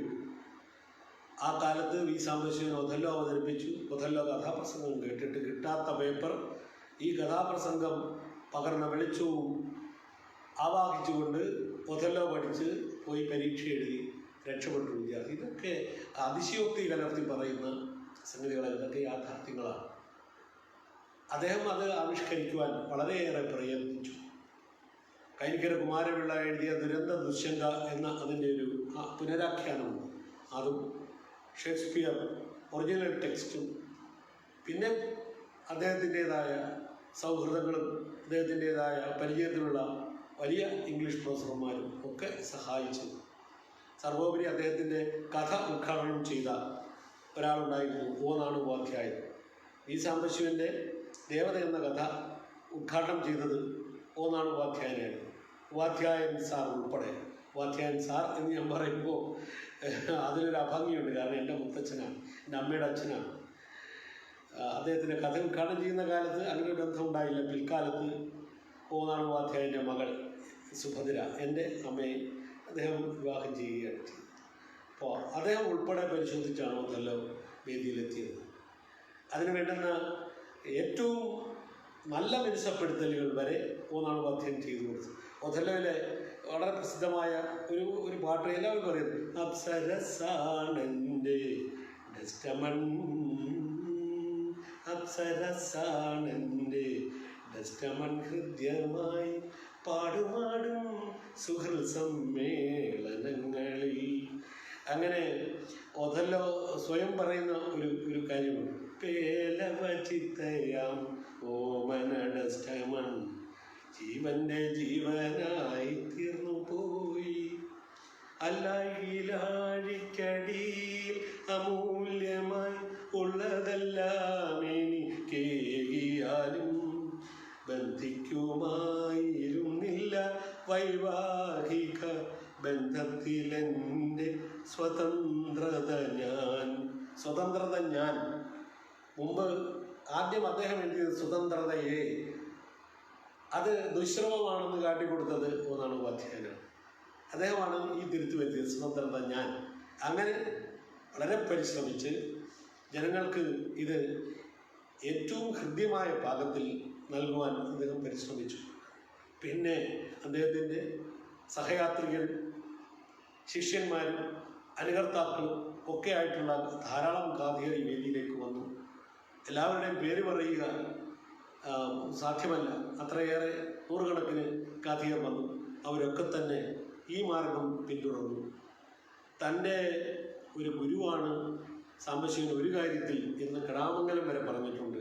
വിശ്വസാഹിത്യ കൃതികൾ, വിദേശ കൃതികൾ അവതരിപ്പിക്കുന്ന അതിന് മാതൃക കാട്ടിയ എൻ്റെ ഗുരുവാണ് സാംബശിവൻ എന്ന് ആ മഹാമനുഷ്യൻ കടാമംഗലം സദാനന്ദൻ, ഈ കേരളം കണ്ടിട്ടുള്ള ഏറ്റവും മികച്ച കഥാപ്രസംഗകരിൽ ഒരാൾ, അദ്ദേഹം പറഞ്ഞത് ഞാൻ ഓർക്കുന്നു.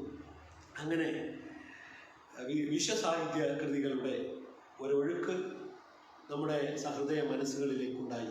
ഇത് അവരെ വിശ്വസാഹിത്യം വായിക്കാൻ പ്രേരിപ്പിച്ചു. ചെറിയ കാര്യമല്ല.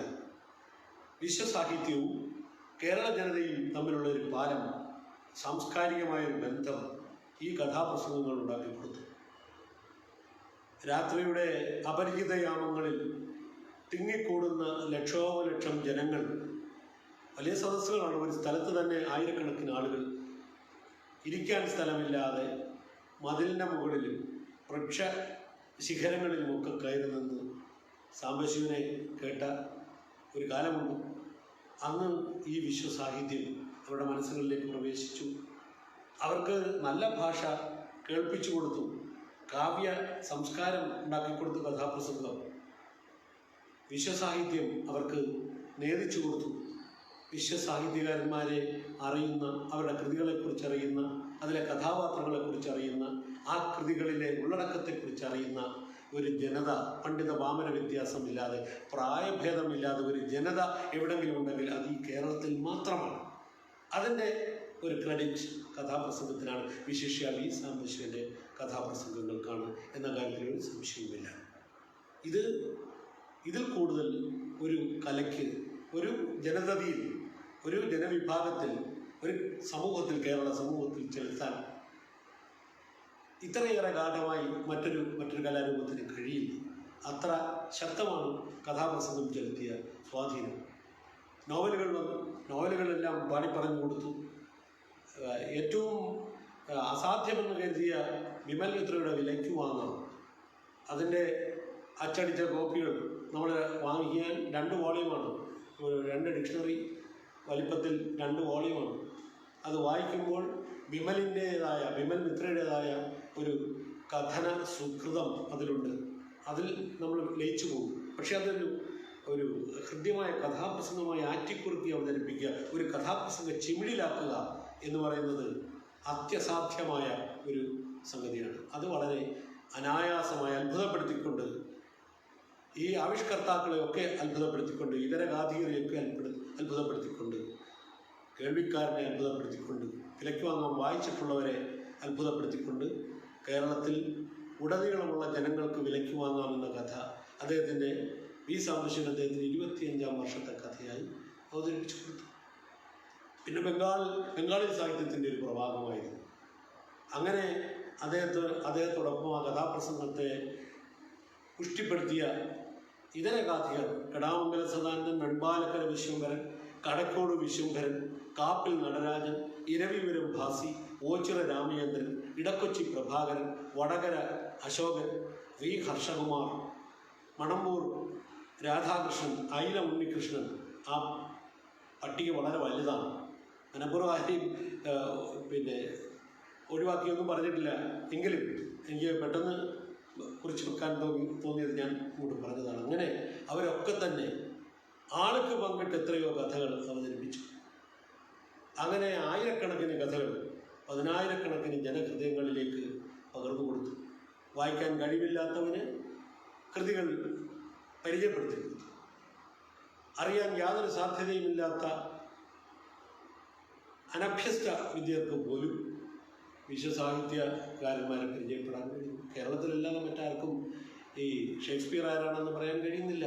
എല്ലാ ആളുകൾക്കും പറയാൻ കഴിയില്ല ഷേക്സ്പിയർ ആരാണെന്നും, ഹെൻറിക് ഇബ്സൺ ആരാണെന്നും, ഡോസ്റ്റോവസ്കി ആരാണെന്നും, കൗണ്ട് ടോൾസ്റ്റോയ് ആരാണെന്നും, വാസിലിക്കോസ് ആരാണെന്നും, അങ്ങനെ D.H. ലോറൻസ് ആരാണെന്നും, ഇർവിങ് വാലസ് ആരാണെന്നും, ഇവരുടെ എല്ലാം നോവലുകൾ കഥാപ്രസംഗകർ, വിശിഷ്യ വി സാംബശിവൻ പകർന്നു കൊടുത്ത മൂല്യവിഭവങ്ങളാണ്.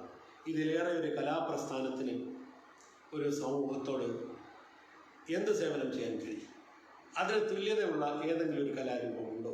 സിനിമ അതിപ്പോഴും വളരെ പ്രചാരത്തിലുള്ള ഒരു മാധ്യമമാണ്. എന്നാൽ മുഖാമുഖം നിന്ന് സംസാരിക്കുക, അതിന് ഒരു ശക്തി വേറെയാണ്.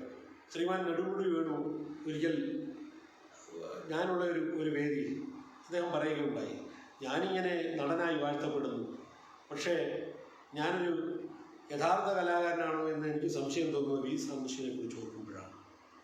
ഞാൻ നിഴൽ ചിത്രത്തിൽ പ്രത്യക്ഷപ്പെടുന്ന ഒരു നടൻ, അദ്ദേഹം മുഖാമുഖം ജനങ്ങളോട് സംസാരിക്കുന്ന വലിയ കലാകാരൻ, പകർന്നാടുന്നു, ഒറ്റയ്ക്ക് പകർന്നാടുന്നു, വിവിധ കഥാപാത്രങ്ങളെ ശബ്ദ വ്യതിയാനങ്ങളിലൂടെ അദ്ദേഹം പകർന്നാടുന്നു. ശബ്ദ അഭിനയം അത് അതിശക്തമായി, അതിവിദഗ്ധമായി, ഒരു വലിയ പ്രതിഭയുടെ വെളിച്ചത്തോടെ, പ്രതിഭയുടെ പ്രേരണയോടെ അദ്ദേഹം അവതരിപ്പിക്കുന്നു. അങ്ങനെയുള്ള ആ കലാകാരൻ്റെ മുന്നിൽ ഞാനാരുമല്ല എന്ന് ആ വലിയ കലാകാരൻ പറഞ്ഞു.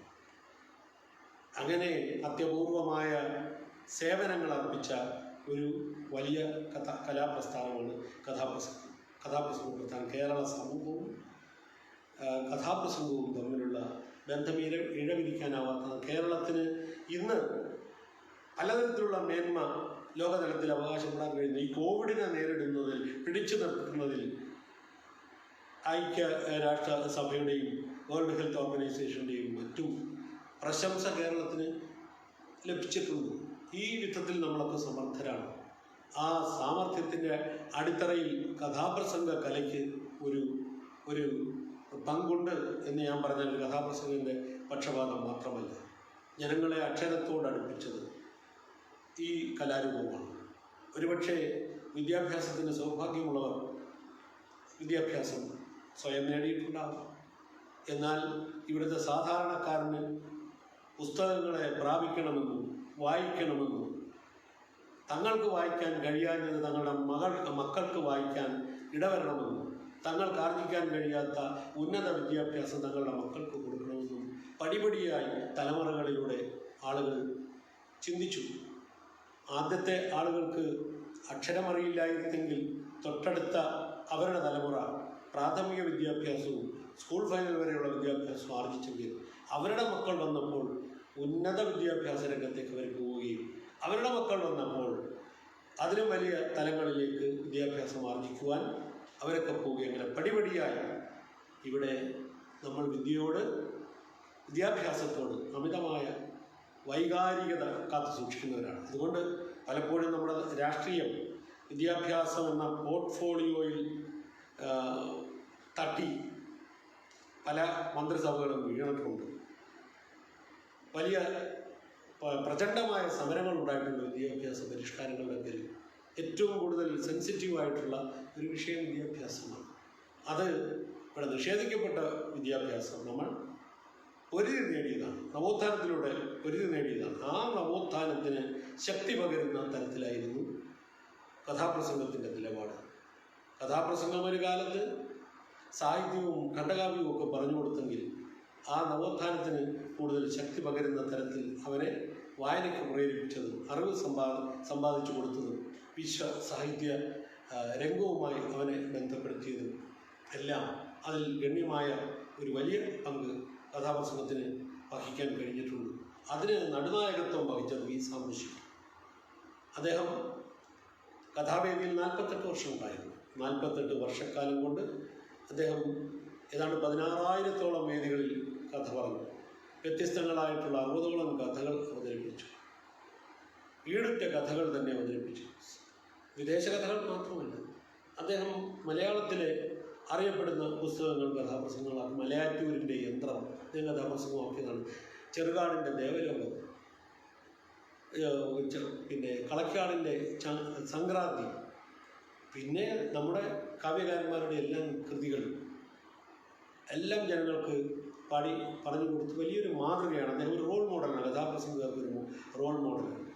അദ്ദേഹത്തിൻ്റെ പാത പിന്തുടർന്ന് ഞാൻ വന്നത് 36-ാമത്തെ വയസ്സിലാണ്. അദ്ദേഹം പറഞ്ഞു, ഞാൻ കോളേജിൽ കെമിസ്ട്രി പഠിപ്പിക്കുന്നൊരു അധ്യാപകനാണ്. ഇപ്പോൾ സർവീസ് പൂർത്തിയായി. ഞാനിപ്പോൾ പൂർണ്ണസമയം കഥാപ്രസംഗം ചെയ്യുന്നയാളാണ്. ഞാൻ 96-ലാണ് കഥാപ്രസംഗ വേദിയിൽ വരുന്നത്.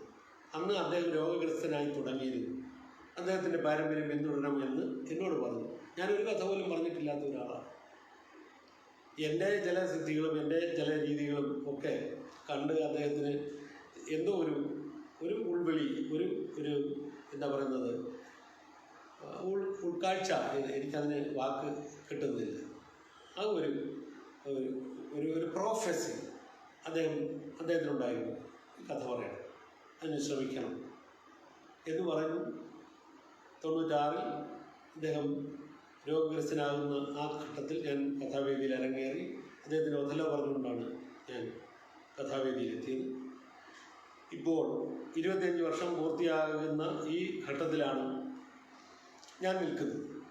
അദ്ദേഹം 1949-ൽ അവതരിപ്പിച്ച ദേവത എൻ്റെ 25-ാം വർഷത്തെ കഥയായി ഞാൻ തിരഞ്ഞെടുത്തു.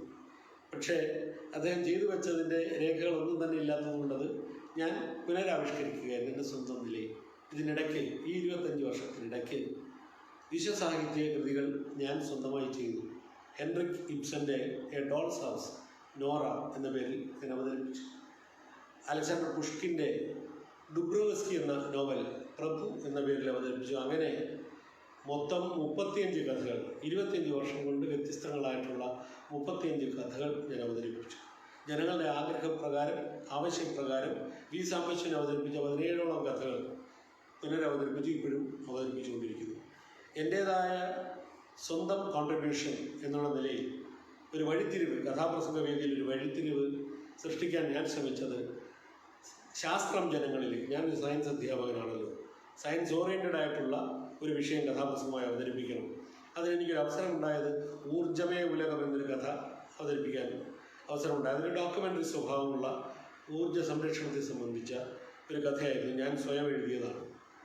അതിൽ ഒപ്പം ലളിതമായി ഊർജ്ജ സംരക്ഷണത്തിൻ്റെ വശങ്ങൾ, അതിൻ്റെ തത്വം, അതിൻ്റെ ശാസ്ത്രം എല്ലാം വളരെ ലളിതമായി ജനങ്ങൾക്ക് പറഞ്ഞു കൊടുക്കുന്ന ഒരു കഥയായി അവതരിപ്പിച്ചു. അന്ന് എനിക്ക് എനർജി മാനേജ്മെൻറ്റ് സെൻറ്ററും ഊർജ്ജ മന്ത്രാലയവും എനിക്ക് പുരസ്കാരം തന്നു. ഏറ്റവും നല്ല കഥാപ്രസംഗ രചനയ്ക്കും അവതരണത്തിനുമുള്ള അവാർഡ് അന്ന് എനിക്ക് ലഭിക്കുകയുണ്ടായി. ഞാൻ അരങ്ങേറിയ രണ്ടാമത്തെ വർഷമാണ് ആ നേട്ടം എനിക്കുണ്ടാകുന്നത്. അപ്പോൾ ശാസ്ത്രം കഥാപ്രസംഗമായി അവതരിപ്പിക്കാം എന്നൊരു ആത്മവിശ്വാസം എനിക്കുണ്ടായി. അങ്ങനെ 2005 ആൽബർട്ട് ഐൻസ്റ്റൈൻ്റെ ജീവിത കഥ ഞാൻ കഥാപ്രസംഗമായി അവതരിപ്പിച്ചു. ഇപ്പോഴും അവതരിപ്പിച്ചുകൊണ്ടിരിക്കുന്നു. വിദേശത്തും മറുനാട്ടിലുമൊക്കെ, ബോംബെയിൽ ഞാൻ അവതരിപ്പിച്ചിട്ടുണ്ട് ഐൻസ്റ്റൈൻ, ഖത്തറിൽ ഐൻസ്റ്റൈൻ അവതരിപ്പിച്ചിട്ടുണ്ട്. കേരളത്തിലുടനീളം പല പ്രമുഖ വിദ്യാഭ്യാസ സ്ഥാപനങ്ങളിൽ ഞാൻ ഐൻസ്റ്റൈൻ്റെ ജീവിതം, അത് നാടകീയമാണ്, ഒപ്പം അത് ത്രസിക്കുന്ന ചരിത്രത്തിൻ്റെ ഒരു പശ്ചാത്തലം അവിടെയുണ്ട്. 1-ാം ലോക മഹായുദ്ധം, 2-ാം ലോക മഹായുദ്ധം, ആറ്റം ബോംബിൻ്റെ പ്രയോഗം, ആറ്റം ബോംബിൻ്റെ കണ്ടുപിടുത്തം ഇത്യാദികളെല്ലാം അതിൻ്റെ എല്ലാ ശാസ്ത്രവും ഏറ്റവും ലേമാന് വരെ, ഏറ്റവും സാധാരണക്കാരന് വരെ മനസ്സിലാകുന്ന പാകത്തിൽ അവതരിപ്പിക്കാൻ എനിക്ക് കഴിഞ്ഞു. ഏറ്റവും കൂടുതൽ സിദ്ധാന്തങ്ങൾ ലോകത്തിന് സമ്മാനിച്ച ആളാണ് ആൽബർട്ട് ഐൻസ്റ്റൈൻ.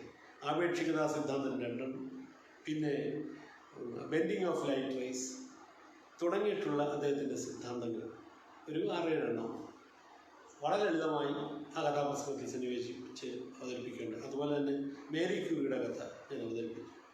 പിന്നീട് ഇന്ത്യൻ ക്ലാസിക്കുകളിൽ അധികം കൈവച്ചിട്ടില്ലാത്തവരാണ് കഥാപ്രസംഗകർ. കാളിദാസൻ്റെ വിക്രമോർവശീയം എന്ന നാടകം കഥാപ്രസംഗമായി ഇപ്പോഴും അവതരിപ്പിച്ചുകൊണ്ടിരിക്കുന്നു. ഭാസൻ്റെ സംസ്കൃത നാടകം സ്വപ്നവാസവദത്തം കഥാപ്രസംഗമായി എനിക്ക് അവതരിപ്പിക്കുവാൻ കഴിയും. ഈ പറഞ്ഞ ചണ്ഡാലഭിക്ഷുകി സത്യദേവൻ ആദ്യം അവതരിപ്പിച്ച കഥ ഒരിക്കൽ കൂടി പറയണം. അതിലേക്ക് ശ്രദ്ധ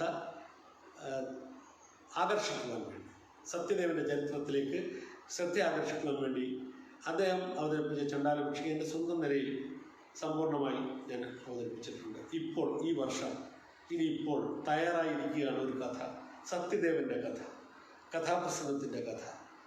അതിൽ ചെറിയ ചെറിയ കഥാപ്രസംഗ ചിന്തകൾ ഒക്കെ തന്നെ സന്നിവേശിപ്പിച്ച് എല്ലാം തയ്യാറാക്കി വെച്ചിട്ടുണ്ട്.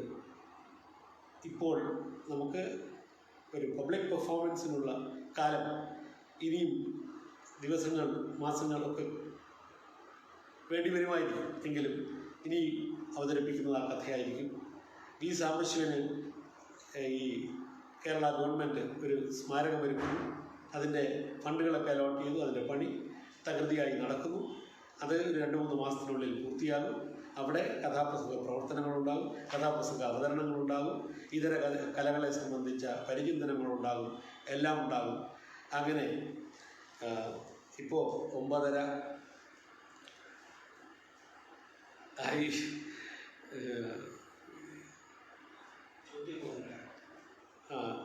ചോദ്യത്തിന് സാധ്യതയില്ല എന്ന് പറഞ്ഞുകൊണ്ടാണ് ഞാൻ 1 മണിക്കൂർ എടുത്തത്. എന്തായാലും ചോദ്യങ്ങളുണ്ടെങ്കിൽ എങ്ങനെയാണെന്ന് എനിക്ക് നല്ല നിശ്ചയമില്ല. അത് ഇപ്പോൾ നമ്മൾ ഏകപക്ഷീയമായിട്ടാണ് ഈ പരിപാടി അവതരിപ്പിക്കുന്നത്.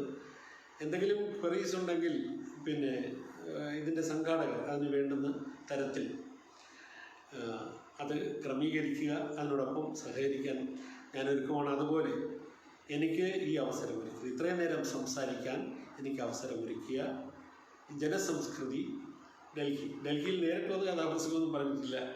അച്ഛനും വരാൻ കഴിഞ്ഞിട്ടില്ല, വന്നിട്ടുണ്ട്. പക്ഷേ അവിടെ അവതരിപ്പിക്കാൻ കഴിയാതെ ചില പ്രതിസന്ധികളുണ്ടായി. അദ്ദേഹത്തിനും മടങ്ങിപ്പോരേണ്ടി വന്നു, ഒരു വടക്കേ ഇന്ത്യൻ ടൂറിൻ്റെ ഭാഗമായി. അവിടെ കടാമംഗലം എന്ന മഹാൻ വന്ന് കഥ പറഞ്ഞിട്ടുണ്ട് എന്ന് ഈ സംഘാടകരോട് പറഞ്ഞു. അങ്ങനെ മലയാളികളുടെ ഈ കൂട്ടായ്മയിൽ ഇത്ര നേരം സംസാരിക്കാൻ കഴിഞ്ഞതിന് മഹാഭാഗ്യമായി ഞാൻ കണക്കാക്കുന്നു.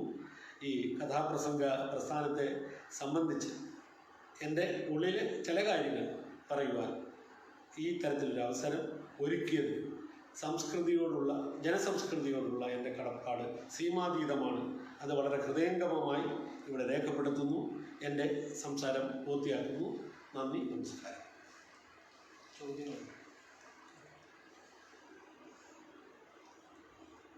ചോദ്യങ്ങൾ കമ്പനിയിൽ അയച്ചതാണ്. കമൻറ്റ് ബോക്സ്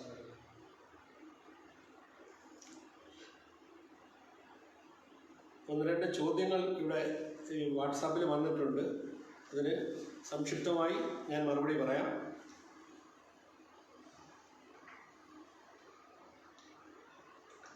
ആദ്യത്തെ ചോദ്യം, വിശ്വസാഹിത്യ കൃതികൾ മലയാളത്തിലേക്ക് പരിചയപ്പെടുത്തിയ VS, അത് വി സാംബശിവൻ എന്നോ ആയിരിക്കണം, വി സാംബശിവൻ, അതുവഴി എന്ത് മാറ്റമാണ് പ്രതീക്ഷിച്ചത്? അദ്ദേഹം എപ്പോഴും നിസ്വപക്ഷത്തായിരുന്നു, ഇല്ലാത്തവൻ്റെ പക്ഷത്തായിരുന്നു. അദ്ദേഹത്തിന് ജന്മസിദ്ധമായി അങ്ങനൊരു സമീപനം ആർജിക്കാൻ അദ്ദേഹത്തിൻ്റെ ബാല്യകാലത്തെ ചില അനുഭവങ്ങൾ അദ്ദേഹത്തെ പ്രേരിതനാക്കി. അതിലൊന്ന്, അദ്ദേഹത്തിന് പഠിക്കാൻ പണമില്ലായിരുന്നു, കോളേജിൽ പോയി പഠിക്കാൻ പണമില്ലായിരുന്നു.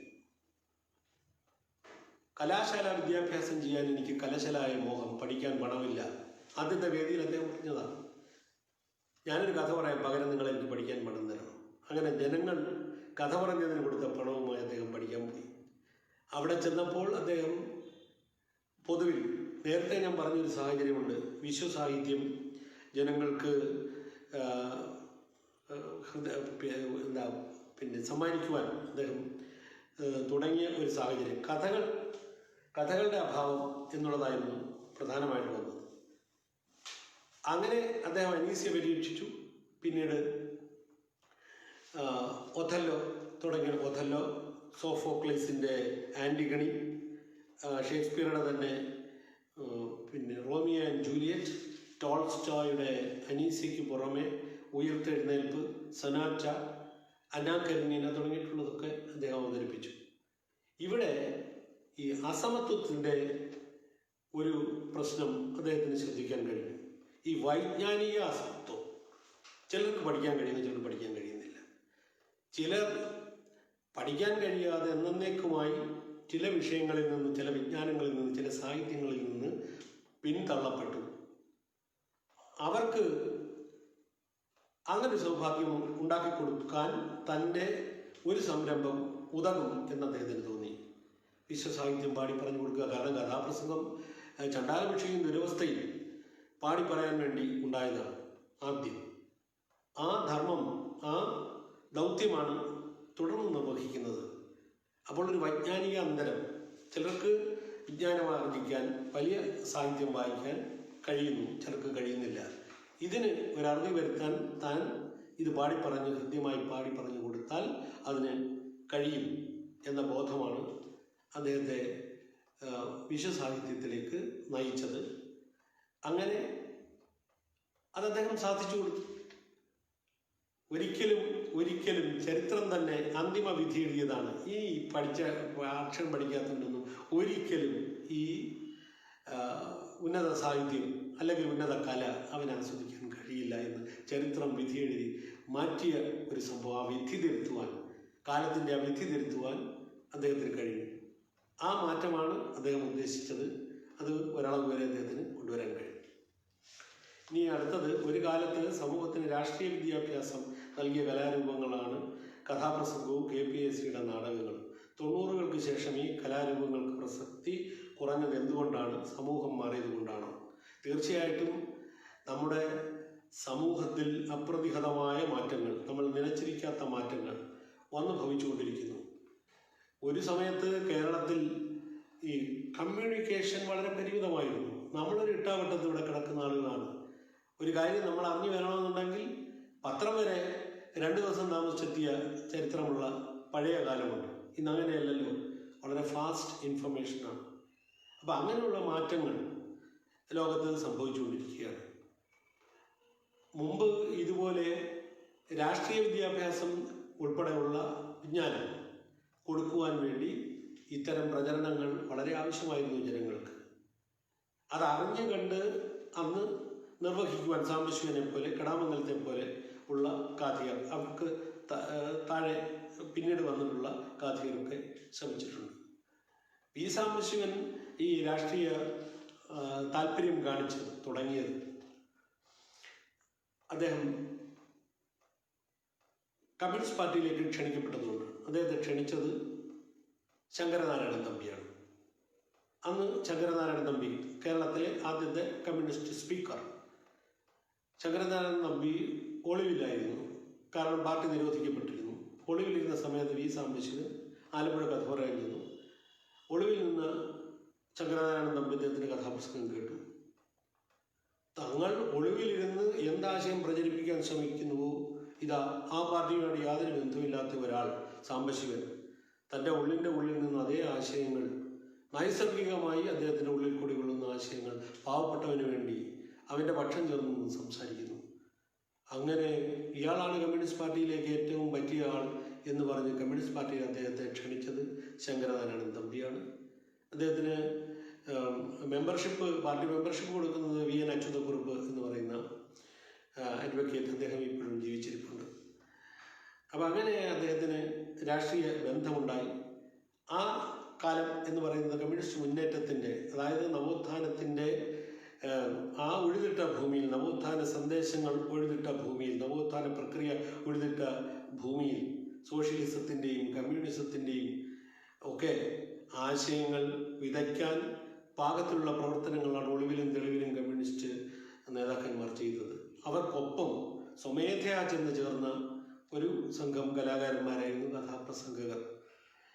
ആ കൂട്ടത്തിൽ തോപ്പിൽ ഭാസിയുടെ ഈ KPSC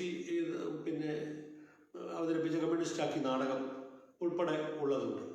പിന്നീട് നമ്മുടെ അഭിരുചികളിൽ വ്യത്യാസം വരുന്നു, നമ്മുടെ കോണ്ടാക്റ്റുകൾ വ്യത്യാസപ്പെടുന്നു, നമ്മുടെ റീച്ച്, നമ്മുടെ അന്വേഷണവും, നമ്മുടെ ആശയങ്ങളുടെ അഭിഗമ്യത, ആശയങ്ങൾ കടന്നു വരുന്നതിന് വളരെ തടസ്സങ്ങൾ മാറുകയും സാങ്കേതികവിദ്യ വളരുകയും ഒക്കെ ചെയ്തപ്പോൾ ജനങ്ങളുടെ അഭിരുചി, ഈ മുഖാമുഖം ചെന്നിരുന്ന് സംസാരിക്കുന്ന ഒരു കലാകാരൻ, അയാളുടെ വചസ്സുകൾ കേൾക്കാനുള്ള താല്പര്യക്കുറവ്, ഇത് വളരെ സങ്കീർണമാണ്. ഈ ചോദ്യം എന്തുകൊണ്ട് ഇങ്ങനെ സംഭവിച്ചു എന്ന് എനിക്ക് കൃത്യമായിട്ട് ഉത്തരം പറയാൻ ഇപ്പോൾ കഴിയുന്നില്ല. കാരണം എന്ന് പറഞ്ഞാൽ ഞാൻ കുറേ നാളായി അതിൻ്റെ ഉത്തരം തേടിക്കൊണ്ടിരിക്കുന്ന ഒരാളാണ്. എന്നിരുന്നാലും ഇതിന് വളരെ ബോധപൂർവകമായ ഒരു പ്രവർത്തനം, കലാരൂപങ്ങൾ, സൃഷ്ടികൾ ജനങ്ങൾക്ക് ഈ രാഷ്ട്രീയ വിദ്യാഭ്യാസം കൊടുക്കുന്നവ ഉണ്ടാവണമെന്ന വളരെ നിഷ്കർഷയോടുള്ള പ്രവർത്തനം ഒരു കാലത്തെ രാഷ്ട്രീയ പ്രവർത്തകർ അതിൽ വിശ്വസിക്കുന്നു. ഇപ്പോൾ അതിന് വലിയ താല്പര്യം, അത്തരത്തിലുള്ള താല്പര്യം ഉണ്ടാകുന്നില്ല എന്നതാണ് സത്യം. അതുകൊണ്ട് തന്നെ പലപ്പോഴും നമ്മുടെ സമൂഹം ആ തരത്തിലുള്ള അനാഥത്വം അനുഭവിക്കുന്നു. ആശയപരമായി അവനെ കൂടുതൽ സജ്ജമാക്കുന്നതിന് നമുക്ക് കഴിയാതെ വരുന്നു. ഈ മുഖാമുഖം സംസാരിക്കുന്നതിൻ്റെ ശക്തി ഒന്ന് വേറെയാണ്. സാമ്പനെ ഇന്നലെ കേട്ടതുപോലെ നിങ്ങളൊക്കെ ഓർക്കുന്നു. എന്താണ് കാരണം? സാമ്പൻ മുഖാമുഖം മുഖത്ത് നോക്കി സംസാരിച്ച ആളാണ്.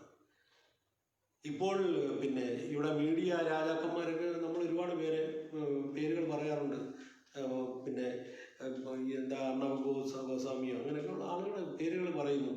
അവർക്കൊക്കെ എന്ത് സ്വാധീനമാണ് വാസ്തവത്തിൽ ചെലുത്താൻ കഴിയുന്നത്? മുഖാമുഖം സംസാരിക്കുന്ന ഒരാൾ ചെലുത്തുന്ന സ്വാധീനം അവരാരും ചെലുത്തുന്നില്ല.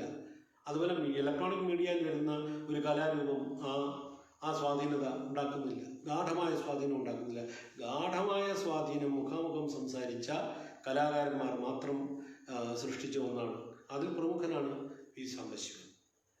അതുകൊണ്ട് ഇപ്പോഴും ആ മാർഗത്തിന് പ്രസക്തിയുണ്ട്. മുഖാമുഖം സംസാരിക്കാനുള്ള അവസരങ്ങൾ സൃഷ്ടിക്കുക എന്ന് പറയുന്നത് വളരെ പ്രധാനമാണ്. സംഘാടകരാണ് ഈ കലകളെ ഒരളവ് വരെ വളർത്തിയത്.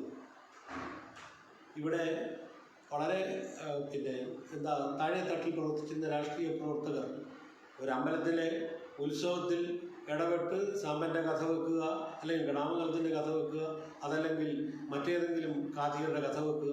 ഒരുപാട് കാഥികർ ചോയ്സിലുണ്ടായിരുന്നു. ഞാൻ നേരത്തെ കുറേ പേരുടെ പേരുകളെല്ലാം ഇവിടെ പറഞ്ഞു.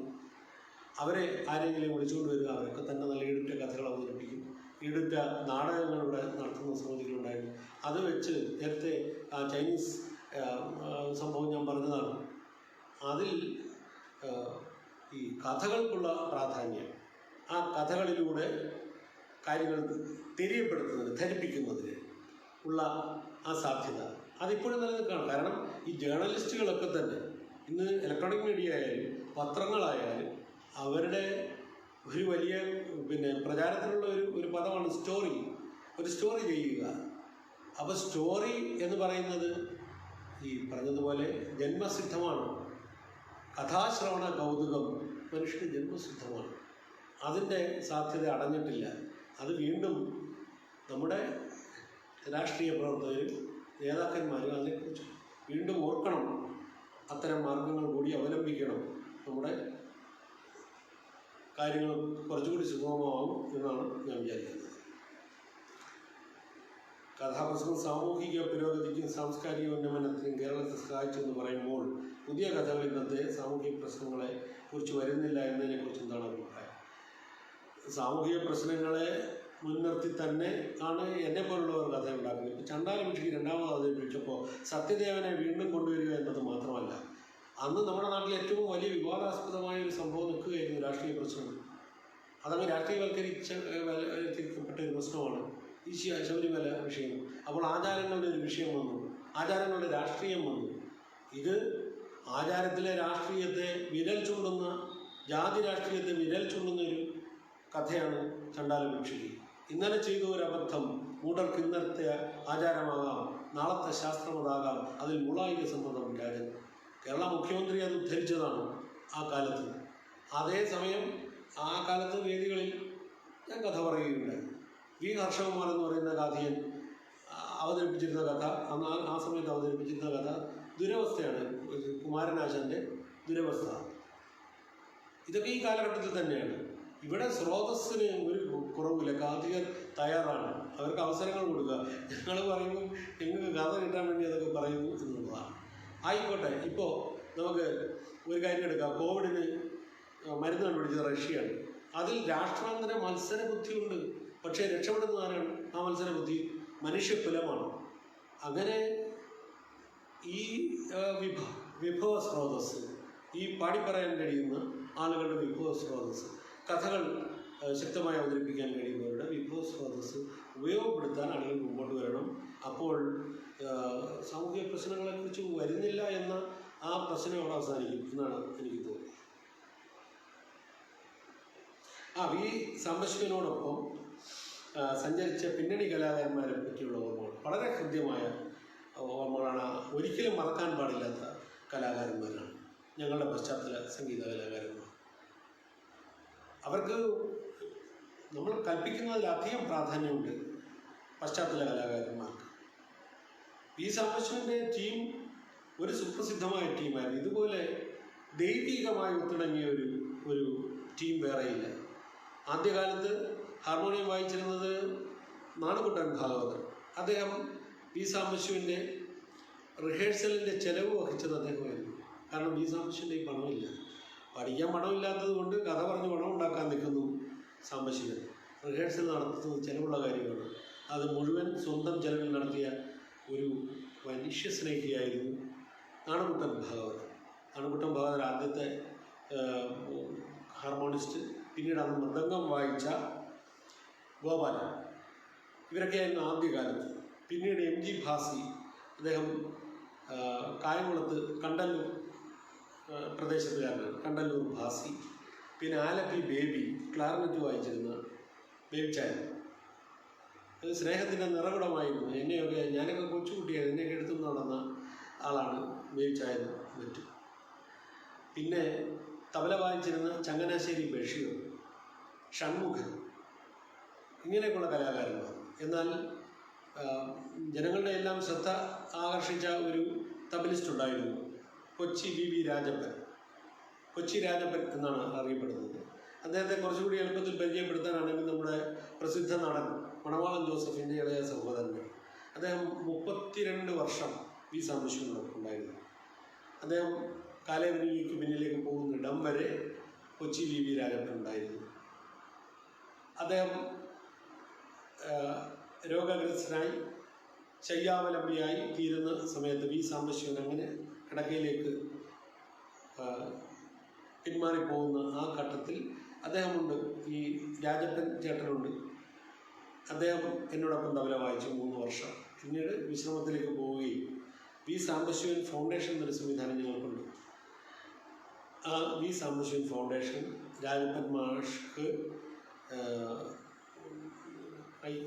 കേരളപ്പിറവിയുടെ 50-ാം വർഷത്തിൽ ഒരു ക്യാഷ് അവാർഡ് പുരസ്കാരവും കൊടുക്കുകയുണ്ടായി. അദ്ദേഹത്തിൻ്റെ ജീവിതത്തിൽ ആകെ ലഭിച്ച ഒരു ക്യാഷ് അവാർഡും പുരസ്കാരവും അതുമാത്രമായിരുന്നു. അങ്ങനെ വി വി രാജപ്പൻ. പിന്നെ ഏറ്റവും സ്മരിക്കപ്പെടേണ്ട ഒരു കലാകാരൻ വെൺമണി വിജയകുമാർ. വെൺമണി കുഞ്ഞു ഭാഗവതർ എന്നൊരു വലിയ സംഗീതജ്ഞനുണ്ടായിരുന്നു. അദ്ദേഹം സത്യദേവനോടൊപ്പം ഹാർമോണിയം വായിച്ച ആളാണ് വെൺമണി കുഞ്ഞു ഭാഗവതർ. അദ്ദേഹത്തിൻ്റെ മകനാണ് വെൺമണി വിജയകുമാർ. വെൺമണി വിജയകുമാറിൻ്റെ അനുജൻ സുധാകരൻ എൻ്റെ അച്ഛൻ്റെ സഹോദരി, ഏറ്റവും ഇളയ സഹോദരി ശോഭനയെ വിവാഹം ചെയ്ത ആളാണ്. അപ്പോൾ വെൺമണി വിജയകുമാർ അസാമാന്യ സിദ്ധികളുള്ളൊരു സംഗീതജ്ഞനായിരുന്നു. അദ്ദേഹത്തിൻ്റെ സംഗീത സംവിധാനം ഈ കഥാപ്രസംഗത്തെ വളരെയധികം സ്വാധീനം ചെയ്തു. അദ്ദേഹം വരുന്നത് വിലയ്ക്ക് വാങ്ങാമെന്ന കഥ പറയുന്ന വർഷമാണ്. അപ്പോൾ അത് വലിയ മാറ്റത്തിൻ്റെ കഥാപ്രസംഗ സംഗീതത്തിന് വലിയ മാറ്റങ്ങൾ വന്ന ഒരു സംഭവമായിരുന്നു അദ്ദേഹത്തിൻ്റെ വരവ്. അന്ന് കഥാപ്രസംഗത്തിൽ അന്നോളം കേട്ടിട്ടില്ലാത്ത ട്യൂണുകൾ വന്നു. ഈ വിലയ്ക്ക് വാങ്ങാമലെ പാട്ടുകൾ, അതിൽ കഥ മൂടി ലോകമുറങ്ങവേ ഏകനായെത്തുമെൻ ദേവൻ ഏകാന്തതയിലോരിത്തിരി നേരമൻ ചാരത്തിരുന്നിട്ടു പോകും, ഇങ്ങനെയുള്ള പിന്നെ മെലഡീസ് അദ്ദേഹം, അല്ലെങ്കിൽ മെലഡിക്ക് മാത്രം ചേരുന്ന ട്യൂണുകൾ കഥാപ്രസംഗത്തിൽ കൊണ്ടുവന്നു.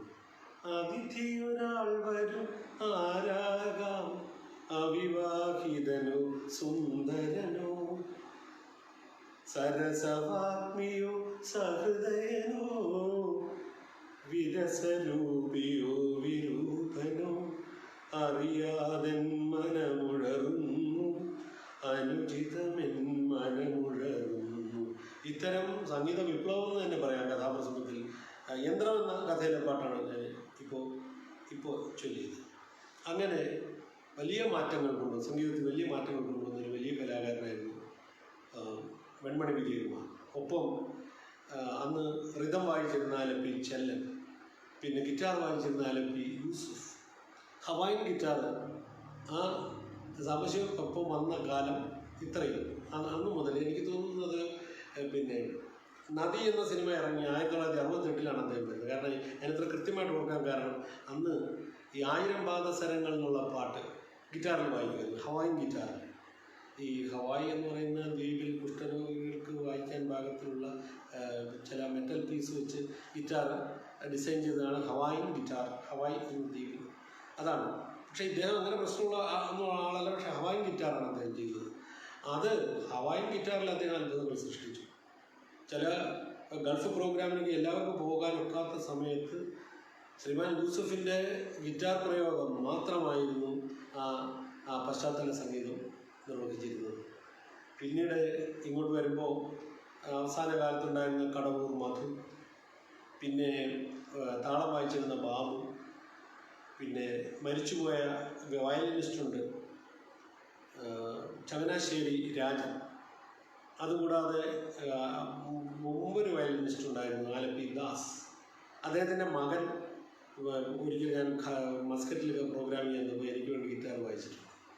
അപ്പോൾ അങ്ങനെ വളരെ നല്ല എന്താ പറയുന്നത് മധുരങ്ങളായിട്ടുള്ള ഓർമ്മകളാണ് ഈ ആർട്ടിസ്റ്റുകളെ സംബന്ധിച്ച് എനിക്കുള്ളത്. പിന്നെ വർത്തമാനകാല സാഹചര്യത്തിൽ ഈ കലയെ സാമൂഹിക ഉന്നമനത്തിന് എങ്ങനെ ഉപയോഗപ്പെടുത്താം? ഇത് സാമൂഹിക ഉന്നമനത്തിന് ഏറ്റവും ശക്തമായ ഒരു മാധ്യമം തന്നെയാണ് എന്ന് ഞാൻ തറപ്പിച്ച് പറയുന്നു. ഇതിൻ്റെ ഒരു വലിയ പ്രതിസന്ധി എന്ന് പറയുന്നത് പാടുക, പറയുക, അഭിനയിക്കുക, ഇതെല്ലാം ഒരേ സമയം ചെയ്യാൻ തുല്യ പ്രാവീണ്യത്തോടെ ചെയ്യാൻ കഴിയുന്ന ഒരു കലാകാരനെ വേണം. ആ കലാകാരൻ ഉണ്ടാകുമ്പോൾ മാത്രമേ കാതികൻ ഉണ്ടാകുന്നുള്ളൂ. അതില്ലാത്തടത്തോളം അത് പ്രതിസന്ധിയാണ്. ഇപ്പോഴും ആ സിദ്ധികളുള്ള കുറേയേറെ പേർ കഥാപ്രസംഗത്തിനുണ്ട്, കഥാപ്രസംഗ രംഗത്തുണ്ട്. തീർച്ചയായും അവരുടെ ഈ വിഭവ ശേഷി ഉപയോഗിക്കേണ്ടതാണ്. അതിന് കലാനുസൃതമായ കാഥികനും മാറേണ്ടതാണ്. ജനങ്ങളുടെ അഭിരുചിക്കനുസരിച്ച് പഴയതുപോലെ ദീർഘനേരം കേട്ടിരിക്കാനും ക്ഷമ പോട്ടെ, പിന്നെ സമയം ഇല്ലാത്ത ആളുകളാണ്. എങ്കിലും ഇത് കൂടെ ജനങ്ങളിൽ എത്തിക്കാനുള്ള സംഘാടന പ്രക്രിയ വളരെ ശക്തമായിട്ട് നടത്തിയാൽ നമുക്ക് വർത്തമാന സാഹചര്യത്തിൽ ഈ കലയെ സാമൂഹിക ഉന്നമനത്തിന് ഉപയോഗപ്പെടുത്തും. ഇപ്പോൾ നേരം 10 മണിയാകുന്നു. എത്ര പേർ ശ്രോതാക്കളായിട്ട് വിശേഷിക്കുന്നുവെന്ന് എനിക്ക് നിശ്ചയമില്ല. നമ്മുടെ ഈ സംവിധാനത്തിന് ചെറിയ തകരാറ് വന്നതുകൊണ്ട് ഒരുമിച്ച് എല്ലാവരെയും കാണാൻ കഴിഞ്ഞില്ല. അതൊരു പോരാളിയായി വിചാരിക്കേണ്ട. വൈകാതെ നമുക്ക് എന്താ പറയുന്നത്, മുഖാമുഖം തന്നെ കാണാൻ ഒരവസരം ഉണ്ടാകട്ടെ എന്ന് ഞാൻ പ്രാർത്ഥിക്കുകയാണ്. ഈ അവസരമൊരുക്കിയ എല്ലാവരെയും ഹൃദയപൂർവ്വം ഞാൻ അഭിവാദ്യം ചെയ്യുന്നു. ജനസംസ്കൃതിക്ക് അഭിവാദ്യങ്ങൾ.